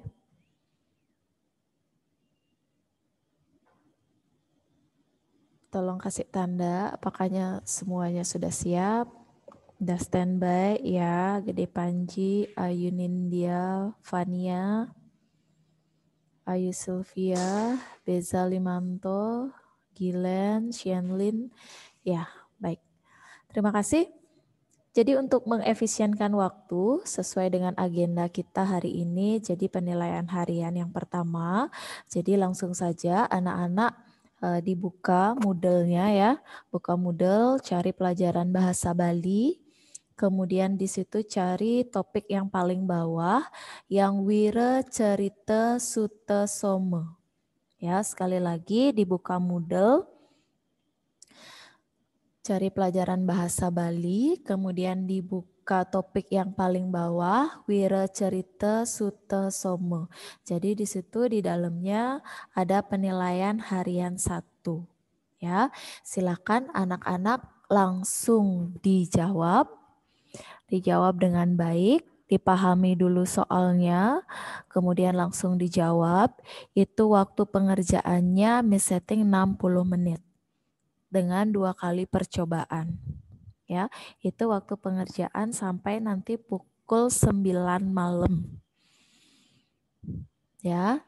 Jadi silahkan dikerjakan dengan baik, dimanfaatkan waktunya dengan baik, kesempatannya dengan baik agar memperoleh nilai yang maksimal.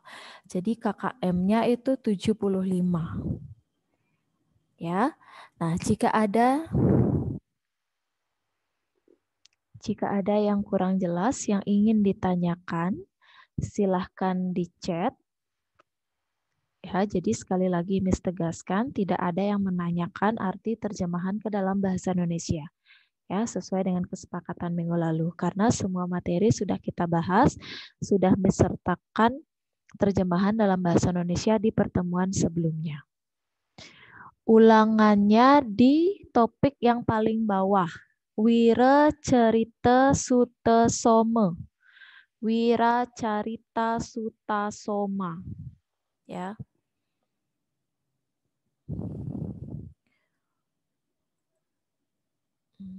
Bisa dibuka Moodle-nya. Moodle bisa dibuka? Bisa, Miss. Bisa. Panji bisa? Bisa, Miss. Oke, yang tidak bisa coba di refresh dulu, diulang lagi. Nggak Ya. bisa, Miss. Itu langsung error gitu ya, kelihatan ya? Iya, Miss. Oke. Tercoba saya refresh. Ya, dicoba dulu ya. Tadi pagi memang sempat ada sedikit masalah, tetapi sudah diperbaiki, sudah normal kembali gitu. Sekarang bagaimana? Bisa?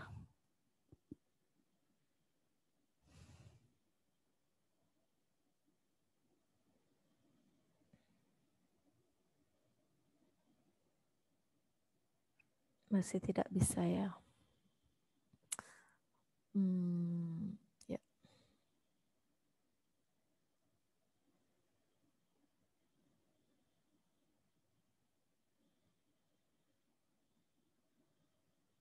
Nggak bisa tetap, Miss. Oke, ya ditunggu dulu ya, sabar ya, ditunggu dulu. Miss coba hubungi operator dulu. Itu begitu dibuka langsung ada gini ya, apa kayak Ya error Miss error, tulisannya. ya langsung error tidak bisa gitu ya? Ya, Oke. kita kali-kali masih error tulisannya Miss. Oke, ya. Tunggu sebentar ya. Iya, Miss.